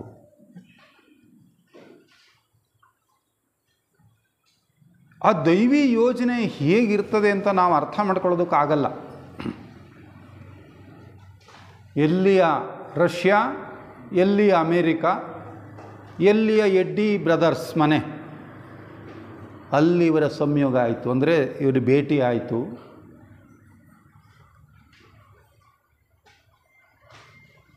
HPB ಅವರಿಗೆ ಈಗಾಗಲೇ ಅವರಿಗೆ ದಿವ್ಯ ದೃಷ್ಟಿ ಮತ್ತು ದಿವ್ಯ ಶಕ್ತಿಗಳೆಲ್ಲ ಅವ್ರಿಗಿದ್ವು. ಆಲ್ಕಾಟ್ರ ಈ ಒಂದು ಅತೀಂದ್ರಿಯ ಶಕ್ತಿಯ ಬಗ್ಗೆ ಇದ್ದಂಥ ಆಸಕ್ತಿಯನ್ನು ನೋಡ್ತಾ ಇವರೇನು ಮಾಡ್ತಾರೆ, ಇವ್ರಿಗೆ ಗೊತ್ತಿದೆ ಈ ಪ್ರೇತ ಉಪಾಸನೆ ಸರಿಯಲ್ಲ, ಇದು ಮಾಡಬಾರದ ಕೆಲಸ ಅಂತ ಅವ್ರಿಗೆ ಅರ್ಥವಾಗ್ತಾ ಇದೆ. ಈ ಆಲ್ಕಾಟ್ರಿಗೆ ಇದ್ರ ಬಗ್ಗೆ ಇನ್ನೂ ಚೆನ್ನಾಗಿ ಆಸಕ್ತಿ ಬರಲಿ ಅಂಥೇಳಿ ತಮ್ಮ ಎನರ್ಜಿಯನ್ನು ಕೂಡ ಪರೋಕ್ಷವಾಗಿ ಸೇರಿಸಿ ಆ ಕೆಲಸ ಇನ್ನಷ್ಟು ಚೆನ್ನಾಗಿ ನಡೆಯೋಂಗೆ ಅವರು ಪ್ರಭಾವ ಬೀರ್ತಾ ಇದ್ರಂತೆ. ಹೀಗೆ ದಿನಗಳೆದಂತೆ ಅವರಿಬ್ಬರ ಮಧ್ಯದಲ್ಲಿ ಪರಿಚಯ ಬಲವಾಗ್ತಾ ಬಂತು. ಇಬ್ಬರ ಆಸಕ್ತಿಗಳು ಒಂದೇ, ಇಬ್ಬರ ಮನಸ್ಥಿತಿಗಳು ಒಂದೇ. ಸೊ ಹೀಗೆ ಬೆಳೀತಾ ಬೆಳೀತಾ ಅವರಿಬ್ಬರ ಮಧ್ಯೆ ಸಾಕಷ್ಟು ಚರ್ಚೆಗಳು, ಸಂವಾದಗಳು ನಡೀತಾ ನಡೀತಾ ನಡೀತಾ ಒಂದು ತೀರ್ಮಾನಕ್ಕೆ ಬರ್ತಾರೆ. ಈಗ ನಾವು ಪ್ರಪಂಚಕ್ಕೆ ಹೊಸ ರೀತಿಯಾದಂತಹ ಬೋಧನೆಗಳನ್ನು ನಾವು ಕೊಡಬೇಕಾಗಿದೆ ಅನ್ನುವ ತೀರ್ಮಾನವನ್ನು ತೆಗೆದುಕೊಂಡು ಇವರಿಗೆ ಮತ್ತೆ ಸಮಾನ ಮನಸ್ಕರಾದಂಥ ಕೆಲವ್ರನ್ನ ಹುಡುಕ್ತಾರೆ. ಸುಮಾರು ಒಂದು 10 ಜನರನ್ನ ಹುಡುಕ್ತಾ ಒಂದು ಮಿರಾಕಲ್ ಕ್ಲಬ್ ಅಂತ ಒಂದು ಸಂಘವನ್ನು ಪ್ರಾರಂಭ ಮಾಡಿಕೊಳ್ತಾರೆ. ಮೊದಲು ಮಿರಾಕಲ್ ಕ್ಲಬ್ ಅಂತ ಶುರು ಮಾಡ್ತಾರೆ. ಸ್ವಲ್ಪ ದಿನ ಆದಮೇಲೆ ಅದನ್ನು ಮಿರಾಕಲ್ ಕ್ಲಬ್ ಅನ್ನೋದನ್ನು ಬಿಟ್ಟು ಥಿಯೋಸಾಫಿಕಲ್ ಸೊಸೈಟಿ ಅನ್ನುವಂತಹ ಒಂದು ಹೆಸರಿನಿಂದ ಸುಮಾರು ಒಂದು 10 ಜನ ಸೇರಿಕೊಂಡು ಇದನ್ನು ಪ್ರಾರಂಭ ಮಾಡ್ತಾರೆ. ಆದರೆ ಒಂದು ಸಂಸ್ಥೆ ಅಂದರೆ ಅದಕ್ಕೆ ಕೆಲವು ಧ್ಯೇಯಗಳಿರಬೇಕು, ಅದಕ್ಕೆ ಕೆಲವು ನಿರ್ದಿಷ್ಟವಾದಂಥ ಉದ್ದೇಶಗಳಿರಬೇಕಲ್ಲ. ಅಂತಹ ಉದ್ದೇಶಗಳನ್ನು ಏನು ಇಟ್ಕೋಬೇಕು ಅಂಥೇಳಿ ಸಾಕಷ್ಟು ಚಿಂತನೆ ಮಾಡಿದಾಗ 2-3 ಬಾರಿ ಅದನ್ನು ರಿವೈಸ್ ಮಾಡಿ ಮಾಡಿ ಮಾಡಿ ಮಾಡಿ ಕೊನೆಗೆ ನೀವಲ್ಲಿ ನೋಡ್ತಾ ಇದ್ದೀರಾ, ಥಿಯೋಸಾಫಿಕಲ್ ಸೊಸೈಟಿಯ 3 ಉದ್ದೇಶಗಳು ಪ್ರಾರಂಭದಲ್ಲೇ ಇದೆ. ಈ 3 ಉದ್ದೇಶಗಳನ್ನು ಗಮನದಲ್ಲಿಟ್ಟು ಸುಮಾರು ಕಾಲ ಇದನ್ನು ಚರ್ಚಿಸಿದ ಬಳಿಕ 1875ನೇ ಇಸವಿ ಇದೇ ನವೆಂಬರ್ ತಿಂಗಳ 17ನೆಯ ತಾರೀಕು ಅಮೇರಿಕಾದ ನ್ಯೂಯಾರ್ಕ್ ಪಟ್ಟಣದಲ್ಲಿ ಥಿಯೋಸಾಫಿಕಲ್ ಸೊಸೈಟಿ ಎಂಬ ಹೆಸರಿನ ಮೂಲಕ ವಿದ್ಯುಕ್ತವಾಗಿ ಈ ಸಂಸ್ಥೆಯನ್ನು ಪ್ರಾರಂಭ ಮಾಡಿದರು.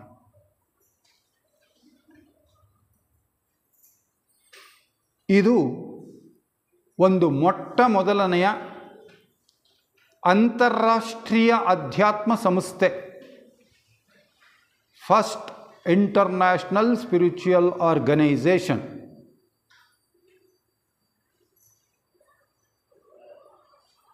ಮೊದಲು ಅಮೇರಿಕಾದಲ್ಲಿ ಪ್ರಾರಂಭವಾಯಿತು. ನಂತರ ಇದರ ಕೇಂದ್ರ ಸ್ಥಾನವನ್ನು, ಭಾರತಕ್ಕೊಂದು ಇತಿಹಾಸ ಇದೆ. ಅದು ಅಧ್ಯಾತ್ಮದ ತವರೂರು ಅನ್ನೋ, ಆಧ್ಯಾತ್ಮಿಕ ಗುರು ಅನ್ನೋ ಅಂಥ ಏನೊಂದು ಹೆಸರು ಇದೆಯೋ ಅದಕ್ಕನುಗುಣವಾಗಿಯೇ ನಂತರ ಈ ಕೇಂದ್ರ ಸ್ಥಾನವನ್ನು ಭಾರತದ ಮುಂಬೈಗೆ ವರ್ಗಾವಣೆ ಮಾಡ್ತಾರೆ.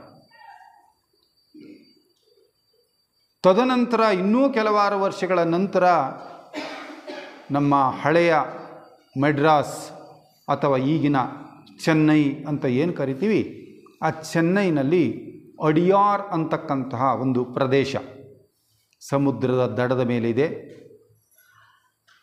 ನದಿಯ ದಡವು ಕೂಡ ಅಲ್ಲಿ ಸೇರಿಕೊಳ್ತದೆ. ಆ ದಡದ ಮೇಲೆ ಅಗಸ್ತ್ಯ ಮಹರ್ಷಿಗಳು ಸಾಕಷ್ಟು ಓಡಾಡಿದಂತಹ, ತಪಸ್ಸು ಮಾಡಿದಂತಹ ಸ್ಥಳ ಅದು. ಆ ಸ್ಥಳಕ್ಕೆ ಈ ಇಂಟರ್ನ್ಯಾಷನಲ್ ಹೆಡ್ ಕ್ವಾರ್ಟರನ್ನು ವರ್ಗಾವಣೆ ಮಾಡಿದ್ರು. ಸೊ ಈ ಉದ್ದೇಶಗಳನ್ನು ನಾವು ಸ್ವಲ್ಪ ಅರ್ಥ ಮಾಡಿಕೊಳ್ಳೋ ಪ್ರಯತ್ನನ ನಾವು ಮಾಡೋದಾದರೆ ನೋಡಿ, ಮೊದಲನೇ ಉದ್ದೇಶ ಏನು ಹೇಳ್ತಾ ಇದೆ?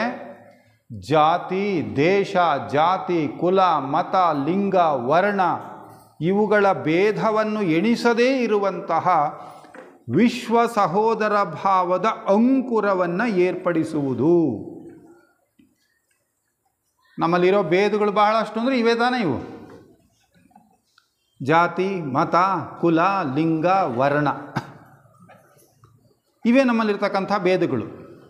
ಈ ವಾವುಗಳ ಭೇದವನ್ನು ಎಣಿಸದೇ ಇರುವಂತಹ, ನಾನಾಗಲೇ ಹೇಳ್ತಾ ಇದ್ನಲ್ಲ, ದೇಶ ಭಾಗ ಮಾಡಿಕೊಂಡಿರೋರು ನಾವೇ ವಿನಃ ದೈವಿ ಯೋಜನೆಯಲ್ಲಿ ಏನು ಭಾಗ ಮಾಡಿಟ್ಟಿಲ್ಲ. ಹೌದಾ? ಜಾತಿ ಯಾರು ಮಾಡಿರೋದು? ಯಾರು ಮಾಡಿಕೊಂಡಿದ್ದು ಜಾತಿಯನ್ನು? ನಾವು ಮಾಡಿಕೊಂಡಿರೋದು. ಮತ ಯಾರು ಮಾಡಿರೋದು? ನಾವು ಮಾಡಿಕೊಂಡಿರುವಂಥದ್ದು. ಕುಲ, ಲಿಂಗ ಎಲ್ಲ ಬೇರೆ ಬೇರೆ ಅಂತ ಅಂದ್ಕೊಂಡಿದ್ದೀವಿ. ಆ ಜೇಡರ ದಾಸಿಮೆ ಚೆನ್ನಾಗಿ ಬರೀತಾನೆ. ಗಡ್ಡ ಮೀಸೆ ಬಂದೊಡೆ ಗಂಡೆಂಬರು, ಮೊಲೆ ಮೂಡಿ ಬಂದರೆ ಹೆಣ್ಣೆಂಬರು, ಒಳಗೆ ಇರುವ ಆತ್ಮ ಹೆಣ್ಣು ಅಲ್ಲ ಗಂಡು ಅಲ್ಲ ಕಾಣ ರಾಮನಾಥ ಅಲ್ವಾ? ನಾವು ಒಂದು ಶ್ರೇಷ್ಠ, ಹೆಣ್ಣು ಅಂದರೆ ಬರೀ ನಾನು ಹೇಳ್ದಂಗೆ ಕೇಳ್ಕೊಂಡು ಇರಬೇಕಾಗಿರೋರು ಅನ್ನೋ ಸ್ಥಿತಿ. ದೈವಿ ಯೋಜನೆ ನೋಡಿ, ಅರ್ಧನಾರೀಶ್ವರ ಅಂತೀವಿ ನಾವು. ತನ್ನ ದೇಹದಲ್ಲಿ ಅರ್ಧ ಭಾಗನ ಅವಳಿಗೂ ಬಿಟ್ಕೊಟ್ಟಿದ್ದ ಅಂದರೆ ಇಬ್ಬರು ಒಂದೇ ಅಂತ ಅರ್ಥ. ಹೀಗೆ ಇವೆಲ್ಲವನ್ನು, ಈ ಭೇದವನ್ನೂ ಎಣಿಸದೇ ಇರುವಂತಹ ವಿಶ್ವ ಸಹೋದರ ಭಾವದ ಅಂಕುರವನ್ನು ಏರ್ಪಡಿಸುವುದು, ಇದನ್ನು ಬಹಳಷ್ಟು ಕಾಲದಿಂದ ನಡ್ಕೊಂಡೇ ಬರ್ತಾ ಇದ್ದಾವೆ. ಈಗ ಇವೆಲ್ಲವೂ ಕೂಡ 12ನೇ ಶತಮಾನದಲ್ಲಿ ಶರಣರ ಕ್ರಾಂತಿ ಮಾಡಿದ್ರು, ಅದಕ್ಕಿಂತ ಹಿಂದೆ 9ನೇ ಶತಮಾನದಲ್ಲಿ ನಡೆದಿದೆ. ಇದೆಲ್ಲ ಕೂಡ ದಾಸರ ಕಾಲದಲ್ಲಿ ನಡೆದಿದೆ. ಆದರೆ ನಾವು ಅಂದ್ಕೊಂಡಿವಿ ಅವೆಲ್ಲ ಸಫಲ ಆಗಲಿಲ್ಲ ಅಂತ. ಖಂಡಿತ ಸಫಲ ಆಗಲಿಲ್ಲ ಅಂತ ಅಂದ್ಕೊಳ್ಳೋಂಗಿಲ್ಲ. ಕ್ರಾಂತಿ ಅಂತಕ್ಕಂಥದ್ದು ಇದ್ದಕ್ಕಿದ್ದಾಗೆ ಒಮ್ಮೆಲೆ ಒಮ್ಮುವ ಆಸ್ಫೋಟನ ಅಲ್ಲ. ಇವೆಲ್ಲ ನಡೀತಾ ನಡೀತಾ ನಡೀತಾ ಬರ್ತಾ ಇದ್ದಾವೆ ಒಂದೊಂದು ರೀತಿಯಲ್ಲಿ. ಆದರೆ ಸ್ವಲ್ಪ ತಡ ಆಗುತ್ತೆ. ಯಾಕೆಂದರೆ ಮನುಷ್ಯನ ಸ್ವಭಾವ ಎಂಥದ್ದಪ್ಪ ಅಂತ ಹೇಳಿದ್ರೆ, ಕದುರುತ್ತಿದ್ದಬಹುದು, ಬಿದುರುತ್ತಿದ್ದಬಹುದು, ನಿನ್ನ ನಾರುತ್ತಿದ್ದೀಯಾರೋ ವನಕೆನಾಥ. ಮನುಷ್ಯನ ಮನಸ್ಸು ಹೆಂಗಿದೆ ಅಂದರೆ, ಕದುರನ್ನು ತಿದ್ದಬಹುದು. ಅಂದರೆ ಕದುರು ಅಂದರೆ ಎಳೆ ಬಿದರು. ಸ್ವಲ್ಪ ಬಲ್ತ ಮೇಲೆ ಒಂಚೂರು ಅದನ್ನು ಹೆಂಗೋ ಬೆಂಡ್ ಮಾಡಬಹುದು. ಕದಿರುತ್ತಿದ್ದಬಹುದು, ಬಿದಿರುತ್ತಿದ್ದಬಹುದು, ನಿನ್ನ ನಾರುತ್ತಿದ್ದೀಯಾರೋ ವನಕೆನಾಥ. ಇಳ್ಕೊಂಡಿದ್ದೀವಲ್ಲ ನಾವು ಕುಟ್ಟಕ್ಕೆ ವನಕೆ, ಅದನ್ಯಾರ ಬೆಂಡ್ ಮಾಡೋಕ್ಕಾಗುತ್ತಾ? ಆಗಲ್ಲಲ್ವ? ಹಂಗೆ ನಾವೊಂಥರ ಹಂಗಾಗಿದ್ದೀವಂತೆ. ಆದರೂ ಅದು ಅವ್ರ ಕರ್ಮ ಬಿಡ್ತಾ ಇಲ್ಲ ನಮ್ಮನ್ನು. ನಾವಾಗಲ್ಲ ಅಂದರೂ ಮಾಸ್ಟರ್ಸ್ ನಮ್ಮನ್ನು ಮಾತ್ರ ಯಾವ ಕಾರಣಕ್ಕೂ ಬಿಡಲ್ಲ. ಈ ಹಿನ್ನೆಲೆಯಲ್ಲಿ ಇವೆಲ್ಲವೂ ಕೂಡ ಕೇವಲ ಹೊರಗಿನ ದೃಷ್ಟಿಯಲ್ಲಿ ಯಾವ ಭೇದವೂ ಇಲ್ಲ. ಎಲ್ಲರೂ ಕೂಡ ಒಂದೇ. All life is one. ಅಣು ರೇಣು ತೃಣ ಕಾಷ್ಟದಲ್ಲಿರ್ತಕ್ಕಂಥದ್ದು ಕೂಡ ಭಗವಂತನ ಚೈತನ್ಯ ಅನ್ನೋದಾದರೆ, ಯಾವ ಮತದವರು ಬೇರೆ, ಯಾರು ಶ್ರೇಷ್ಠ, ಯಾರು ಕನಿಷ್ಠ ಯಾವುದೂ ಇಲ್ಲ. ಎಲ್ಲರೂ ಒಂದೇ. ವೈಜ್ಞಾನಿಕವಾಗಿ ನಾವು ನೋಡಿದ್ರೂ ಕೂಡ ಪ್ರಪಂಚದ ಸೃಷ್ಟಿನಲ್ಲಿ ಮೂಲ ವಸ್ತುಗಳು ಅಂತ ನಾವು ನೋಡ್ತೀವಿ, ಎಲಿಮೆಂಟ್ಸ್ ಅಂತೇಳಿ. ಎಷ್ಟಿದ್ದಾವೆ? ಬಹುಶಃ 107 ಅಂತಿದ್ವಿ. ಈಗೇನಾದ್ರು ಇನ್ನೊಂದು 2 ಜಾಸ್ತಿ ಆಗಿದ್ರು ಆಗಿರ್ಬೋದು, ಇರಲಿ 109. ನೀವು ಯಾವುದೇ ಪದಾರ್ಥ ತೆಗೆದುಕೊಂಡ್ರೂ ಕೂಡ ಆ ಮೂಲ ವಸ್ತುಗಳ ಯಾವುದೋ ಒಂದು ಡಿಫ್ರೆಂಟ್ ಕಾಂಬಿನೇಷನ್. ಅದು ಬಿಟ್ಟಿದ್ದೇನಾದ್ರು ಇದೆಯಾ? ನಾಣಪ್ಪ ಸರ್, ಯಾಕೆಂದರೆ ವಿಜ್ಞಾನದ ಶಿಕ್ಷಕರು ನೀವು. ಯಾವುದೇ ಪದಾರ್ಥ ಅಂದರು ಅದ್ರ ಯಾವುದೋ ಒಂದು ಕಾಂಬಿನೇಷನ್. ಬಟ್ ಆ ಕಾಂಬಿನೇಷನ್ ಬಿಟ್ಟಿದ್ದು ಯಾವುದಾದ್ರು ಇದೆಯಾ ಅಂದರೆ ಇಲ್ಲ. ಅಂದಮೇಲೆ ಯಾವ ಜಾತಿ, ಯಾವ ಕುಲ? ಅದಕ್ಕೆ ಇದನ್ನು ಪ್ರಪಂಚಕ್ಕೆ ಕೊಡಬೇಕು. ಆಲ್ ಲೈಫ್ ಈಸ್ ಒನ್ ಅನ್ನೋದನ್ನು ಪ್ರಪಂಚಕ್ಕೆ ತರಬೇಕು ಅನ್ನುವಂತಹ ಮಹತ್ತರವಾದ ಮೊದಲನೇ ಉದ್ದೇಶವನ್ನು ಇಟ್ಕೊಳ್ತು. ಇನ್ನು ಬರೀ ಸೂಕ್ಷ್ಮವಾಗಿ ನೋಡ್ತಾ ಹೋಗೋಣ, ಮೇಲ್ಮೇನಲ್ಲಿ ನೋಡ್ತಾ ಹೋಗೋಣ. ಎರಡನೇದು ತುಲನಾತ್ಮಕ ಮತ, ತತ್ವಶಾಸ್ತ್ರ ಮತ್ತು ವಿಜ್ಞಾನಗಳ ವ್ಯಾಸಂಗಕ್ಕೆ ಪ್ರೋತ್ಸಾಹ ನೀಡುವಂಥದ್ದು. ಇವತ್ತೇನಾಗಿದೆ, ಸ್ವಲ್ಪ ನಾವೇನಾದರೂ ವಿಜ್ಞಾನ ತಿಳ್ಕೊಂಡಿದ್ದೀವಿ ಅಂದರೆ ಅಧ್ಯಾತ್ಮನ ಕಡೆಗಣಿಸ್ತೀವಿ. ಅದೆಲ್ಲ ಬರೀ ಬೂಸ, ಅಥವಾ ಸ್ವಲ್ಪ ಆಧ್ಯಾತ್ಮ ತಿಳ್ಕೊಂಡಿದ್ದೀವಿ ಅಂತ ಇಟ್ಕೊಳ್ಳೋಣ, ವಿಜ್ಞಾನನ ಕಡೆಗಣಿಸ್ತೀವಿ. ಅದು ಬರೀ ನಾಸ್ತಿಕವಾದ ಹಾಗೆ ಹೀಗೆ ಅಂತೇಳಿ ವಿಜ್ಞಾನನ ಕಡೆಗಣಿಸ್ತೀವಿ. ಆದರೆ ಥಿಯೋಸಾಫಿಕಲ್ ಸೊಸೈಟಿ ಏನು ಮಾಡ್ತಾ ಇದೆ ಅಂತ ಹೇಳಿದ್ರೆ, ತನ್ನ ಈ ಎರಡನೇ ಉದ್ದೇಶದಲ್ಲಿ ಇನ್ನು ಮತಗಳು ಕೊಡ್ತಾ ಇರ್ತಕ್ಕಂಥ ಜ್ಞಾನ ಅದನ್ನು ನಾವು ಒಪ್ಬೋದು, ಕೆಲವರು ಒಪ್ಪದೇ ಇರ್ಬೋದು. ಆದರೆ ಅದಕ್ಕೆ ಏನು ಮಾಡ್ತಾ ಇದೆ ಥಿಯೋಸಾಫಿಕಲ್ ಸೊಸೈಟಿ? ತುಲನಾತ್ಮಕ ಮತ, ತತ್ವಶಾಸ್ತ್ರ ಮತ್ತು ವಿಜ್ಞಾನಗಳ ಅಧ್ಯಯನಕ್ಕೆ ಪ್ರೋತ್ಸಾಹ ಕೊಡ್ತಕ್ಕಂಥದ್ದು. Comparative study of religion, philosophy and science. ಈ ಥರ ಕಂಪ್ಯಾರಿಟಿವ್ ಆಗಿ ಸ್ಟಡಿ ಮಾಡಿದ್ರೆ ಒಂದು ಇನ್ನೊಂದರ ಅಧ್ಯಯನಕ್ಕೆ ಪ್ರೋತ್ಸಾಹ ನೀಡುತ್ತಾಗಲಿ, ಒಂದು ಇನ್ನೊಂದನ್ನು ಕಡೆಗಣಿಸುವುದಿಲ್ಲ. ಒಬ್ಬ ಸುಪ್ರಸಿದ್ಧ ವಿಜ್ಞಾನಿ is the one of the members of our theosophical society, Einstein. ಅವನು ಬರೀತಾನೆ ಒಂದು ಕಡೆ, A religion without science is blind. Science without religion is limb. ಒಂದಿಲ್ಲದ್ರೆ ಒಂದು ಎಳವಾಗುತ್ತೆ, ಇನ್ನೊಂದಿಲ್ಲದ್ರೆ ಇನ್ನೊಂದು ಕುರುಡ ಆಗುತ್ತೆ. ಇವೆರಡು ಹೆಂಗಿರ್ಬೇಕು? ಗೋ ಇನ್ ಹ್ಯಾಂಡ್. ಇವೆಲ್ಲ ಒಟ್ಟೊಟ್ಟಿಗೆ ಹೋಗಬೇಕು ಅಂತಾರೆ. ಅದಕ್ಕೆ ಥಿಯೋಸಾಫಿಕಲ್ ಸೊಸೈಟಿ ಏನು ಮಾಡ್ತು? ಇವೆಲ್ಲವುಗಳ ಅಧ್ಯಯನಕ್ಕೆ ಪ್ರೋತ್ಸಾಹ ಕೊಡ್ತು. ವಿಜ್ಞಾನ ಬೇರೆ ಅಲ್ಲ, ಅಧ್ಯಾತ್ಮ ಬೇರೆ ಅಲ್ಲ. These are the two faces of the same coin. ಒಂದು ನಾಣ್ಯದ ಎರಡು ಮುಖ ಇದ್ದಾಗೆ ಅಧ್ಯಾತ್ಮ ಮತ್ತು ವಿಜ್ಞಾನ. ಅದಕ್ಕೋಸ್ಕರ ಎಲ್ಲ ಮತಗಳನ್ನು ಅಧ್ಯಯನ ಮಾಡಿ, ಎಲ್ಲವನ್ನೂ ಅಧ್ಯಯನ ಮಾಡಿ, ಹಾಗಾದರೆ ಒಳ ತಿರುಳು ಅರ್ಥವಾದರೆ ಆಗ ನಮಗೆ ಯಾವುದು ಬೇರೆ ಅಲ್ಲ. ಇಸ್ಲಾಂ ಬೇರೆ ಅಲ್ಲ, ಕ್ರಿಶ್ಚಿಯಾನಿಟಿ ಬೇರೆ ಅಲ್ಲ, ಬೌದ್ಧ ಮತ ಬೇರೆ ಅಲ್ಲ, ಹಿಂದೂ ಮತ ಬೇರೆ ಅಲ್ಲ. ಆದರೆ ಅದು ಒಳ ತಿರುಳು ಅರ್ಥವಾಗುವವರೆಗೆ ನಮಗೆ ಎಲ್ಲದೂ ಕೂಡ ಏನೋ ಬೇರೆ ಬೇರೆ ಬೇರೆ ಬೇರೆ. ಸೊ ಇದನ್ನು ಮಾಡಿದಾಗ ಈ ಮತಗಳ ಮಧ್ಯದಲ್ಲಿರ್ತಕ್ಕಂಥ ದ್ವೇಷ ಕಡಿಮೆ ಆಗ್ತದೆ. ಒಬ್ಬ ಕಟ್ಟ ಹಿಂದೂ ಒಬ್ಬ ಇಸ್ಲಾಂನನ್ನು, ಒಬ್ಬ ಮುಸ್ಲಿಮ್ನನ್ನು ದ್ವೇಷಿಸೋಕ್ಕೆ ಸಾಧ್ಯನೇ ಇಲ್ಲ. ಒಬ್ಬ ಕಟ್ಟ ಮುಸ್ಲಿಂ ಒಬ್ಬ ಹಿಂದುವನ್ನು ದ್ವೇಷಿಸೋಕ್ಕೆ ಸಾಧ್ಯನೇ ಇಲ್ಲ. ಆ ಪದ ಬಹಳ ಮುಖ್ಯ.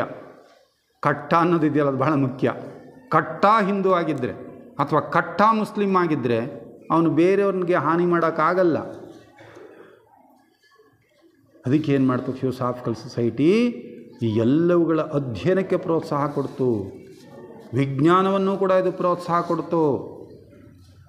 ನಾವೇನಾಗಿದ್ದೀವಿ ಅಂದರೆ, ನಮಗೆ ವಿಜ್ಞಾನನೂ ಗೊತ್ತಿಲ್ಲ, ಆ ಕಡೆ ಅಧ್ಯಾತ್ಮನೂ ಗೊತ್ತಿಲ್ಲ.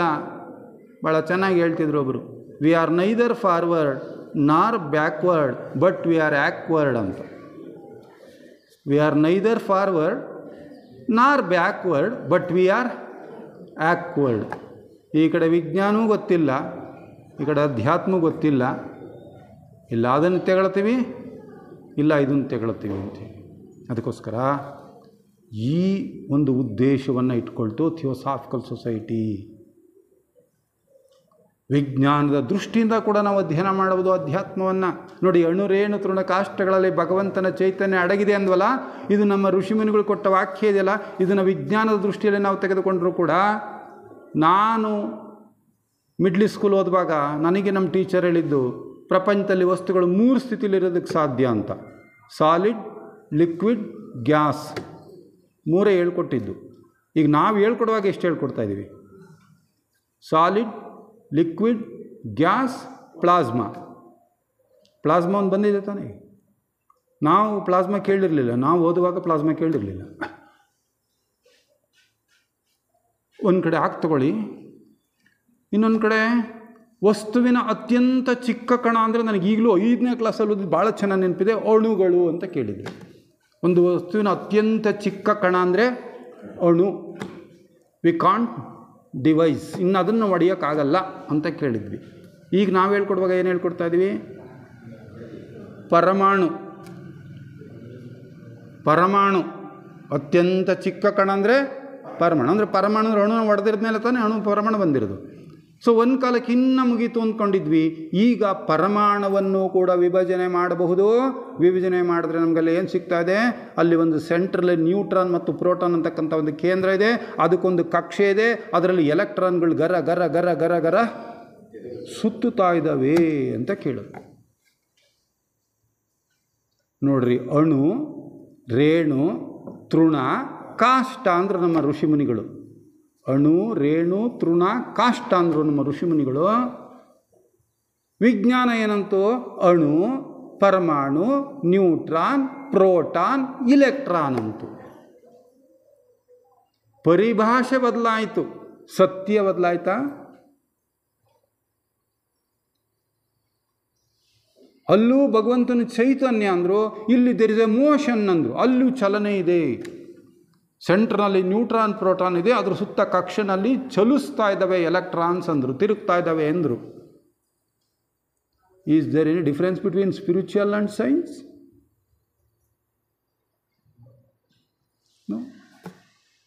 ಅದಕ್ಕೆ ಥಿಯೋಸಾಫಿಕಲ್ ಸೊಸೈಟಿ ವಿಜ್ಞಾನದ ಅಧ್ಯಯನಕ್ಕೂ ಕೂಡ ಪ್ರೋತ್ಸಾಹ ಕೊಡ್ತು. ಇನ್ನು ಕೊನೆಯದು ಒಂದು 2 ನಿಮಿಷದಲ್ಲಿ ಮುಗಿಸ್ಬಿಡ್ತೀನಿ. ಕೊನೆಯದೇನು ಹೇಳ್ತಾ ಇದೆ, ಸ್ಪಷ್ಟವಲ್ಲದ ಪ್ರಕೃತಿ ನಿಯಮಗಳನ್ನು, ಮನುಷ್ಯನಲ್ಲಿ ಅಡಗಿರುವ ಸುಪ್ತ ಶಕ್ತಿಗಳನ್ನು ಪರಿಶೋಧಿಸುವುದು. ಸ್ಪಷ್ಟವಲ್ಲದ ಪ್ರಕೃತಿ ನಿಯಮಗಳು. ಪ್ರಕೃತಿ ಅಂತಕ್ಕಂಥದ್ದು ಇದೆಯಲ್ಲ, ಇದು ಸುಮ್ಮನೆ ನಡ್ಕೊಂಡು ಹೋಗ್ತಾ ಇಲ್ಲ, ಒಂದು ವ್ಯವಸ್ಥಿತವಾಗಿ ನಡ್ಕೊಂಡು ಹೋಗ್ತಾ ಇದೆ ಎಲ್ಲವೂ ಕೂಡ. There is a order. ಬಹಳ ಕ್ರಮಬದ್ಧವಾದ ಒಂದು ವ್ಯವಸ್ಥೆ ಇದೆ ನೋಡಿ. ಸೂರ್ಯ ಬೇಕಾದಂಗೆ ಸಂಡೇ ಹಾಲಿಡೇ ತಗೋತಾನ, ಮತ್ತು ಯಾರ ಮನೆಗಾರ ಹೋದರೆ 8 ಗಂಟೆ 9 ಗಂಟೆ ಆದ್ರೂ ಮುಸ್ಕು ಮೇಕೆ ಎದ್ದಿರಲ್ಲ. ಏನು ಅಂದರೆ ಸಂಡೇ ಅಲ್ವಾ ಅಂತೀವಿ. ಯಾವತ್ತಾರು ಸೂರ್ಯ ಸಂಡೇ ಮಾಡಿದಾನ? ಹಾಫ್ ಡೇ ಮಾಡಿದಾನ ಸಾಟರ್ಡೆ? ಇಲ್ಲ. ಎಲ್ಲ ಒಂದು ವ್ಯವಸ್ಥೆ ನಡೀತಾ ಇದೆ, ಎಲ್ಲವೂ ನಿಯಮಬದ್ಧ ನಡೀತಾ ಇದೆ. ಆದರೆ ನಿಯಮಬದ್ಧ ನಡೀತಾ ಇಲ್ಲದೆ ಇರೋರು ಯಾರು? ನಾವು ಬುದ್ಧಿವಂತರು, ಅದಂಗೆ ನಾವು ಅಂದ್ಕೊಳ್ಳೋದು. ಮನುಷ್ಯ ಅಂದರೆ ಅವನು ಬಹಳ ಪ್ರಾಣಿಗಳಲ್ಲೆಲ್ಲ ಭಾಳ ಶ್ರೇಷ್ಠ, ಅವನು ಹೆಂಗೆ ಮೀರ್ತಾನೆ ನೋಡಿ. ಒಂದು ನಾಯಿ ನಿಯಮ ಮೀರಿದೆಯಾ? ಒಂದು ಕೋಳಿ ನಿಯಮ ಮೀರಿದೆಯಾ? ಎಷ್ಟು ಚೆನ್ನಾಗಿ ಕೂಗುತ್ತೆ ಈಗಲೂ. ಈಗಿನ ಕೋಳಿನೂ ಕೂಗ್ತಾ ಬೆಳಗಿನ ಜಾವದಾಗೆ. ಅಲ್ಲ, ನಾವು ಎಡವಟ್ಟು ಮಾಡಿರೋ ಕೋಳಿಗಳು ಕೂಗಲ್ಲ ಬಿಡ್ರಿ, ಅದು ಬೇರೆ. ಸಹಜವಾದ ಕೋಳಿಗಳು ಈಗಲೂ ಕೂಗ್ತಾವಲ್ವ. ಯಾಕಿದೆಲ್ಲ ನಡೀತಾ ಇದೆ? ಆ ಪ್ರಕೃತಿಯ ನಿಯಮಗಳ ಬಗ್ಗೆ ನಮಗೆ ಅರಿವಿಲ್ಲ. ಸ್ಪಷ್ಟವಲ್ಲದ ಪ್ರಕೃತಿ ನಿಯಮಗಳು. ಏನೇನು ನಿಯಮಗಳು ಕೆಲಸ ಮಾಡ್ತವೆ? ಭಾಳ ಮುಖ್ಯವಾಗಿ 7 ನಿಯಮಗಳನ್ನು ಹೇಳುತ್ತೆ theosophical society. Law of evolution, law of karma, law of reincarnation, law of inner government, law of life and after death, law of unity. ಹೀಗೆ ಸುಮಾರು ಒಂದು 7 ಬಹಳ ಮುಖ್ಯ ನಿಯಮಗಳನ್ನು ಹೇಳುತ್ತೆ. ಕರ್ಮ ಸಿದ್ಧಾಂತ, ಪುನರ್ಜನ್ಮ ಸಿದ್ಧಾಂತ, ವಿಕಾಸ ಸಿದ್ಧಾಂತ, ಅಂತರಂಗ ಸರ್ಕಾರದ ಸಿದ್ಧಾಂತ, ಮರಣಾನಂತರ ಜೀವನದ ಸಿದ್ಧಾಂತ, ಐಕ್ಯತೆಯ ಸಿದ್ಧಾಂತ. ಈ ಎಲ್ಲ ಸಿದ್ಧಾಂತಗಳ ಬಗ್ಗೆ ಜನರ ಮನಸ್ಸಿನಲ್ಲಿ ತಿಳುವಳಿಕೆಯನ್ನು ಬಿತ್ತುವುದು. Nature is conquered by obedience ಅನ್ನೋ ಮಾತನ್ನು ಒಬ್ಬ ಅನುಭಾವಿ ಹೇಳ್ತಾನೆ. Nature is conquered by obedience. ಪ್ರಕೃತಿಯನ್ನು ನೀನು ವಿಧೇಯತೆಯಿಂದ ಏನು ಮಾಡಬಹುದು? ಗೆಲ್ಲಬಹುದು. ಇಫ್ ನಾಟ್, ಇಲ್ಲದೇ ಇದ್ದರೆ ನಿನ್ನನ್ನು ಪ್ರಕೃತಿ ನಾಶ ಮಾಡುತ್ತೆ, ಅಧೀನ ಮಾಡಿಕೊಳ್ಳುತ್ತೆ ನಿನ್ನನ್ನು. ನೀನದನ್ನು ವಿನಯವಾಗಿ ಬಳಸ್ಕೋತೀಯಾ, ನಿನ್ನನ್ನು ವಿಜಯನ್ನಾಗಿ ಮಾಡ್ತದೆ. ಅದಕ್ಕೆ ಥಿಯೋಸಾಫಿಕಲ್ ಸೊಸೈಟಿ ಅಂತಹ ಪ್ರಕೃತಿಯ ನಿಯಮಗಳನ್ನು ಜನರಿಗೆ ತಿಳಿಸುವಂತಹ ಕಾರ್ಯವನ್ನು ಮಾಡ್ತಾಯಿದೆ. ಸ್ಪಷ್ಟವಲ್ಲದ ಪ್ರಕೃತಿ ನಿಯಮಗಳನ್ನು. ಇವು ಬಹಳ ದೊಡ್ಡ ಸಿದ್ಧಾಂತಗಳು ಥಿಯೋಸಾಫಿಕಲ್ ಸೊಸೈಟಿನಲ್ಲಿ. ಇವುಗಳನ್ನು ನಾವು ಅರ್ಥ ಮಾಡಿಕೊಂಡ್ರೆ ಎಷ್ಟೋ ನಮ್ಮ ಜೀವನವನ್ನು ಸರಿ ಮಾಡಿಕೊಳ್ಬೋದು. ಕರ್ಮ ನಿಯಮ 1 ತಿಳ್ಕೊಂಡ್ರೆ ಎಷ್ಟು ಸರಿ ಹೋಗುತ್ತೆ ನಮ್ಮ ಜೀವನ. ವಿಕಾಸ ನಿಯಮನ ತಿಳ್ಕೊಂಡ್ರೆ ಯಾರ ಬಗ್ಗೆನೂ ನಾವು ಅಸಡ್ಡೆ ಮಾಡೋಂಗಿಲ್ಲ. ಒಬ್ಬ ಪರಮ ಪಾಪಿಯನ್ನು ನಾವು ಅಸಡ್ಡೆ ಮಾಡೋಂಗಿಲ್ಲ. ಯಾಕೆಂದರೆ ಲಾ ಆಫ್ ಎವಲ್ಯೂಷನ್ ಏನು ಹೇಳುತ್ತೆ? ಪಾಪ ಅವನು ಈಗ ನಮ್ಮಲ್ಲಿ ಸ್ಕೂಲ್ಗಳಲ್ಲಿ ಯಾರನ್ನೂ ಫೇಲ್ ಅಂತ ಮಾಡೋಂಗಿಲ್ಲ. ಮೊದಲು ನಾವು ಪಾಸ್ ಫೇಲ್ ಅಂತ ಅನೌನ್ಸ್ ಮಾಡ್ತಿದ್ವಿ, ಈಗ ಪಾಸ್ ಫೇಲ್ ಅಂತ ಅನೌನ್ಸ್ ಮಾಡೋಂಗಿಲ್ಲ. ಕಲಿಕೆಯಲ್ಲಿ ಹಿಂದುಳಿದವನು ಅಂತ ಕೊಡ್ತೀವಿ ನಾವು ರಿಸಲ್ಟ್ ಕೊಡುವಾಗ, ಕಲಿಕೆಯಲ್ಲಿ ಹಿಂದುಳಿದವರು ಅಂತ. ತಮಾಷೆ ಅನ್ನಿಸ್ತದೆ ನೋಡಿ. ಈಗ ನಾವು ಅವನು ವಿಕಾಸದಲ್ಲಿ ಹಿಂದಿರೋನು, ಒಬ್ಬ ಅನಾಗರಿಕ ನಮ್ಮ ಮುಂದೆ ಇದ್ದಾನಲ್ಲ, ಮಾಡಬಾರ್ದು ಮಾಡ್ತಾ ಇರ್ತಕ್ಕಂಥ ವ್ಯಕ್ತಿ ನಮ್ಮ ಮುಂದೆ ಇದ್ದಾನಲ್ಲ, ಅವನು ಕೆಟ್ಟವನಲ್ಲ, ವಿಕಾಸದಲ್ಲಿ ಅವನು ಹಿಂದಿರುವವನು ಅಂದಾಗ ನಿಮ್ಗೆ ಅವನ ಬಗ್ಗೆ ಏನು ಬರಬೇಕು? ಪ್ರೇಮ ಬರಬೇಕು ನಿಮಗೆ. ಅಯ್ಯೋ ಪಾಪ ವಿಕಾಸದಲ್ಲಿ ಹಿಂದಿದ್ದಾನೆ, ಅವನನ್ನು ನಾನು ಹೇಗೆ ನನ್ನ ಮಟ್ಟಕ್ಕೆ ಮೇಲೆತ್ಕೊಳ್ಬೇಕು ಅನ್ನುವಾಗ ನಿಮ್ಗೆ ಅವನ ಬಗ್ಗೆ ಪ್ರೇಮ ಇದ್ದರೆ ಮಾತ್ರ ಸಾಧ್ಯ. ಸಿಟ್ಟು ಮಾಡೋಂಗಿಲ್ಲ, ದ್ವೇಷ ಮಾಡೋಂಗಿಲ್ಲ. ನೋಡಿ, ವಿಕಾಸ ನಿಮಗೆ ಗೊತ್ತಾದರೆ ಹೆಂಗಿರ್ಬೋದು ನಾವು? ಯಾರ ಬಗ್ಗೆ ಏನಾದ್ರು ನಾವು ಬಾಯಿ ಬಿಡಂಗಾಯ್ತಾ ಕೆಟ್ಟವರು ಅಂತ? ಕಲಿಕೆಯಲ್ಲಿ ಹಿಂದುಳಿದಿರೋರು ಅಂತ ಇಲ್ಲಂಗಂದುವಂಗೆ ವಿಕಾಸದಲ್ಲಿ ಹಿಂದುಳಿದಿದ್ದಾನೆ. ನಾನೊಂದು 25 ಜನ್ಮ ಆಗಿರ್ಬೋದು ಮನುಷ್ಯ ಜನ್ಮಕ್ಕೆ ಬಂದು, ಅವನ ಪಾಪ 1ನೇ ಜನ್ಮನೋ 2ನೇ ಜನ್ಮನೋ ಇದ್ದರೆ ಅವನಿಂದ ಎಷ್ಟರ ಮಟ್ಟಿಗೆ ಒಳ್ಳೆತನದ ನಿರೀಕ್ಷಣೆ ಮಾಡೋಕ್ಕೆ ಸಾಧ್ಯ? ಇದು ಅರ್ಥವಾಗಿಬಿಟ್ರೆ ನಮಗೆ ಕೀಪ್ ಕ್ವೈಟ್, ಜೋರಾಗಿ ಉಸಿರು ಬಿಡೋಂಗಿಲ್ಲ ನಾವು ಇನ್ನೊಬ್ಬರ ಬಗ್ಗೆ. ಅದಕ್ಕೆ ಪ್ರಕೃತಿ ನಿಯಮಗಳನ್ನು ಪ್ರಜ್ಞಾನಂ ಬ್ರಹ್ಮ, the total amount of the consciousness is Brahma. Brahma ಅಂದರೆ ಅವನು ಪ್ರಜ್ಞಾನ ಘನ. ಮನುಷ್ಯ ಅಂದರೆ ಯಾರು? ಥಿಯೋಸಾಫಿಕಲ್ ಸೊಸೈಟಿನಲ್ಲಿ ಮನುಷ್ಯನ ಮೂಲ ಸ್ವರೂಪ, ಮೂಲ ರೂಪ ಯಾವುದು ಅಂದರೆ ಏನು ಹೇಳ್ತೀವಿ ನಾವು? ಈ ಕಡೆಯಿಂದ ನಮಗೆ ಗೊತ್ತಿರೋ ಕಡೆಯಿಂದ ತೆಗೆದುಕೊಂಡ್ರೆ ದೇಹಾತ್ಮಕ್ಕೆ ಮೇಲೆ ಇರ್ತಕ್ಕಂಥದ್ದು ನೀವು ಮಾತಾಡ್ಬೋದು. ಜೀವಾತ್ಮನಿಂದ ಮುಂದೆ ತೆಗೆದುಕೊಂಡ್ರೆ ಪುರುಷಾತ್ಮ. ಇದು ನಮ್ಮ ಮೂಲ ಸ್ವರೂಪ. ನಮ್ಮ ಸ್ವರೂಪ ಮೂರು ಸೇರಿದ ನಮ್ಮ ಸ್ವರೂಪ. ಒಂದು ದೇಹಾತ್ಮ, ಒಂದು ಜೀವಾತ್ಮ, ಅದಕ್ಕೆ ಮೂಲ ಪುರುಷಾತ್ಮ. ಅಥವಾ ಅದಕ್ಕೆ ಇನ್ನೊಂದು ಹೆಸರಿದೆ, ಅದು ಬೇಕು ನನಗೆ. ಪುರುಷಾತ್ಮನಿಗೆ ಇನ್ನೊಂದು ಹೆಸರು ಅಂತರಾತ್ಮ, ಕೆಳಗಿಂದು. ಜೀವಾತ್ಮ, ಅಂತರಾತ್ಮ, ವ್ಯಕ್ತಿ ಆತ್ಮ, ಹೈಯರ್ ಸೆಲ್ಫ್, ಇದು ಕಾರಣದೇಹ, ಇದೆಲ್ಲ ಒಂದೇ. ಇದಕ್ಕೆ ಮೂಲ ಯಾವುದು ಅಂದರೆ ಪುರುಷಾತ್ಮ. ಪುರುಷಾತ್ಮನಿಗೆ ಇನ್ನೊಂದು ಹೆಸರು ಏನಂದರೆ ಪ್ರಜ್ಞಾನಾಂಶು ಅಂತ ಕರೀತಾರೆ ಕನ್ನಡದಲ್ಲಿ. ಇಂಗ್ಲೀಷ್ನಲ್ಲಿ ಮೊನ್ಯಾಡ್ ಅಂತೀವಿ. ಸೊ ನಮ್ಮ ಸ್ವರೂಪ ಏನಪ್ಪ ಅಂತ ಹೇಳಿದ್ರೆ ಪ್ರಜ್ಞಾನಾಂಶು. ನೋಡಿ ಎಷ್ಟು ಚೆನ್ನಾಗಿದೆ ಅಂದರೆ, ಭಗವಂತ ಪ್ರಜ್ಞಾನ ಘನದಿಂದ ಹೊರಹೊಮ್ಮಿರುವ ಅಂಶ ಯಾವುದು? ಪ್ರಜ್ಞಾನಾಂಶು. ಪ್ರಜ್ಞಾನಘನ ಭಗವಂತ, ಆ ಪ್ರಜ್ಞಾನಘನದ ಒಂದು ಅಂಶ ಪ್ರಜ್ಞಾನಾಂಶು. ಅಂದರೆ ಪೂರ್ಣಮದ ಪೂರ್ಣಮಿದಂ ಪೂರ್ಣಾತ್ ಪೂರ್ಣಮಾದಾಯ ಪೂರ್ಣಮೇವಾವಶಿಷ್ಯತೆ. ಪೂರ್ಣದಿಂದ ಈ ಒಂದು ಅಂಶ ತೆಗೆದುಕೊಂಡ್ರೆ ಈ ಅಂಶವು ಏನಾಗಿರ್ತದೆ? ಪೂರ್ಣವೇ ಆಗಿದೆ. ಈಗ ಅಲ್ಲಿ ಒಂದು ದೀಪ ಹಚ್ಚಿದ್ರು, ಆಮೇಲೆ ಆ ದೀಪದಿಂದ ತಂದು ಈ ದೀಪ ಹಚ್ಚಿದ್ರು, ಆ ದೀಪ ಕಡಿಮೆ ಆಯಿತಾ ಲೈಟಿಂಗು? ಅಲ್ಲೊಂದು ದೀಪ ಹಚ್ಚಿದ್ರಲ್ಲ, ಆ ದೀಪದಿಂದ ತಂದು ಈ ದೀಪ ಹಚ್ಚಿದ್ರು, ಸೊ ಆ ದೀಪದ ಬೆಳಕು ಕಡಿಮೆ ಆಯಿತಾ ಈ ದೀಪ ಹಚ್ಚಿದ ಮೇಲೆ? ಇಲ್ಲ. ಅದು ಒಂದು ದೀಪವೇ, ಇದು ಮತ್ತೊಂದು ದೀಪವೇ. ಈ ದೀಪದಿಂದ 1000 ದೀಪ ಹಚ್ಚಿರಿ, 1000 ದೀಪಗಳು ಸ್ವತಂತ್ರ ಒಂದೊಂದು ದೀಪಗಳೇ. ಬೇರೆ ಬೇರೆ ಕಡಿಮೆ ಆಗ್ತಾ ಬಂತ ಬೆಳಕು, ಫ್ಲೇಮ್ ಇಲ್ಲ. ಸೊ ಪ್ರಜ್ಞಾನ ಘನದಿಂದ ಹೊರಹೊಮ್ಮಿದ ಒಂದೊಂದು ಪ್ರಜ್ಞಾನಾಂಶಗಳು ಕೂಡ ಪುನಃ ಏನಾಗುತ್ತವೆ? ಆ ಪ್ರಜ್ಞಾನ ಘನದಲ್ಲಿಯೇ ಹೋಗಿ ಸೇರಿಕೊಳ್ಳುತ್ತವೆ. ಅಂದರೆ we are the part and parcel of the god.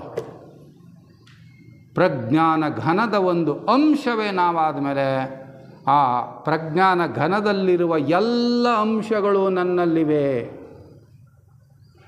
ಅರಳಿಯ ಮರದ ಬೀಜದಲ್ಲಿ ಅರಳಿಯ ಮರವೇ ಆಗಬಹುದಾದ ಎಲ್ಲ ಶಕ್ತಿಗಳು ಹೇಗೆ ಅದರಲ್ಲಿ ಸೇರಿಕೊಂಡಿದೆಯೋ ಹಾಗೆ ಪ್ರಜ್ಞಾನ ಘನದ ಅಂಶವೇ ಆದ ನನ್ನಲ್ಲಿ ಪ್ರಜ್ಞಾನ ಘನವೇ ಆಗಬಹುದಾದ ಎಲ್ಲ ಶಕ್ತಿಗಳಿವೆ. ಇದನ್ನು ಪ್ರಪಂಚಕ್ಕೆ ಕೊಡಬೇಕು. ಮನುಷ್ಯನಲ್ಲಿ ಅಡಗಿರುವ ಸುಪ್ತ ಶಕ್ತಿಗಳನ್ನು ಪರಿಶೋಧಿಸುವುದು, ಇದನ್ನು ಜನರಿಗೆ ಮುಟ್ಟಿಸಬೇಕು ಅಂತಕ್ಕಂಥ ಉದ್ದೇಶವನ್ನು ಹೊತ್ತು ಈ ಥಿಯೋಸಾಫಿಕಲ್ ಸೊಸೈಟಿ ಬಂತು. ಇನ್ನು 3 ಮಹಾಸತ್ಯಗಳಿದ್ದಾವೆ. ಅದಕ್ಕೆ ನಾನೀಗ ಕೈ ಹಾಕೋಲ್ಲ, ಯಾಕೆಂದರೆ ನನ್ನ ಸಮಯ ಈಗಲೇ ಮೀರ್ತಾ ಇದೆ ಅಂತ ಹೇಳ್ತಾ ಈ ಥಿಯೋಸಾಫಿಕಲ್ ಸೊಸೈಟಿಯ ಧ್ಯೇಯ, ಉದ್ದೇಶ ಬಹಳ ಮುಖ್ಯವಾಗಿರ್ತಕ್ಕಂಥದ್ದು. ಇವುಗಳನ್ನ ಅರ್ಥ ಮಾಡ್ಕೊಳ್ಳೋಣ ಅಂತ ಹೇಳ್ತಾ ಇವತ್ತು ಈ ಅವಕಾಶ ಕೊಟ್ಟದಕ್ಕೋಸ್ಕರ ಎಲ್ಲರಿಗೂ ಧನ್ಯವಾದ.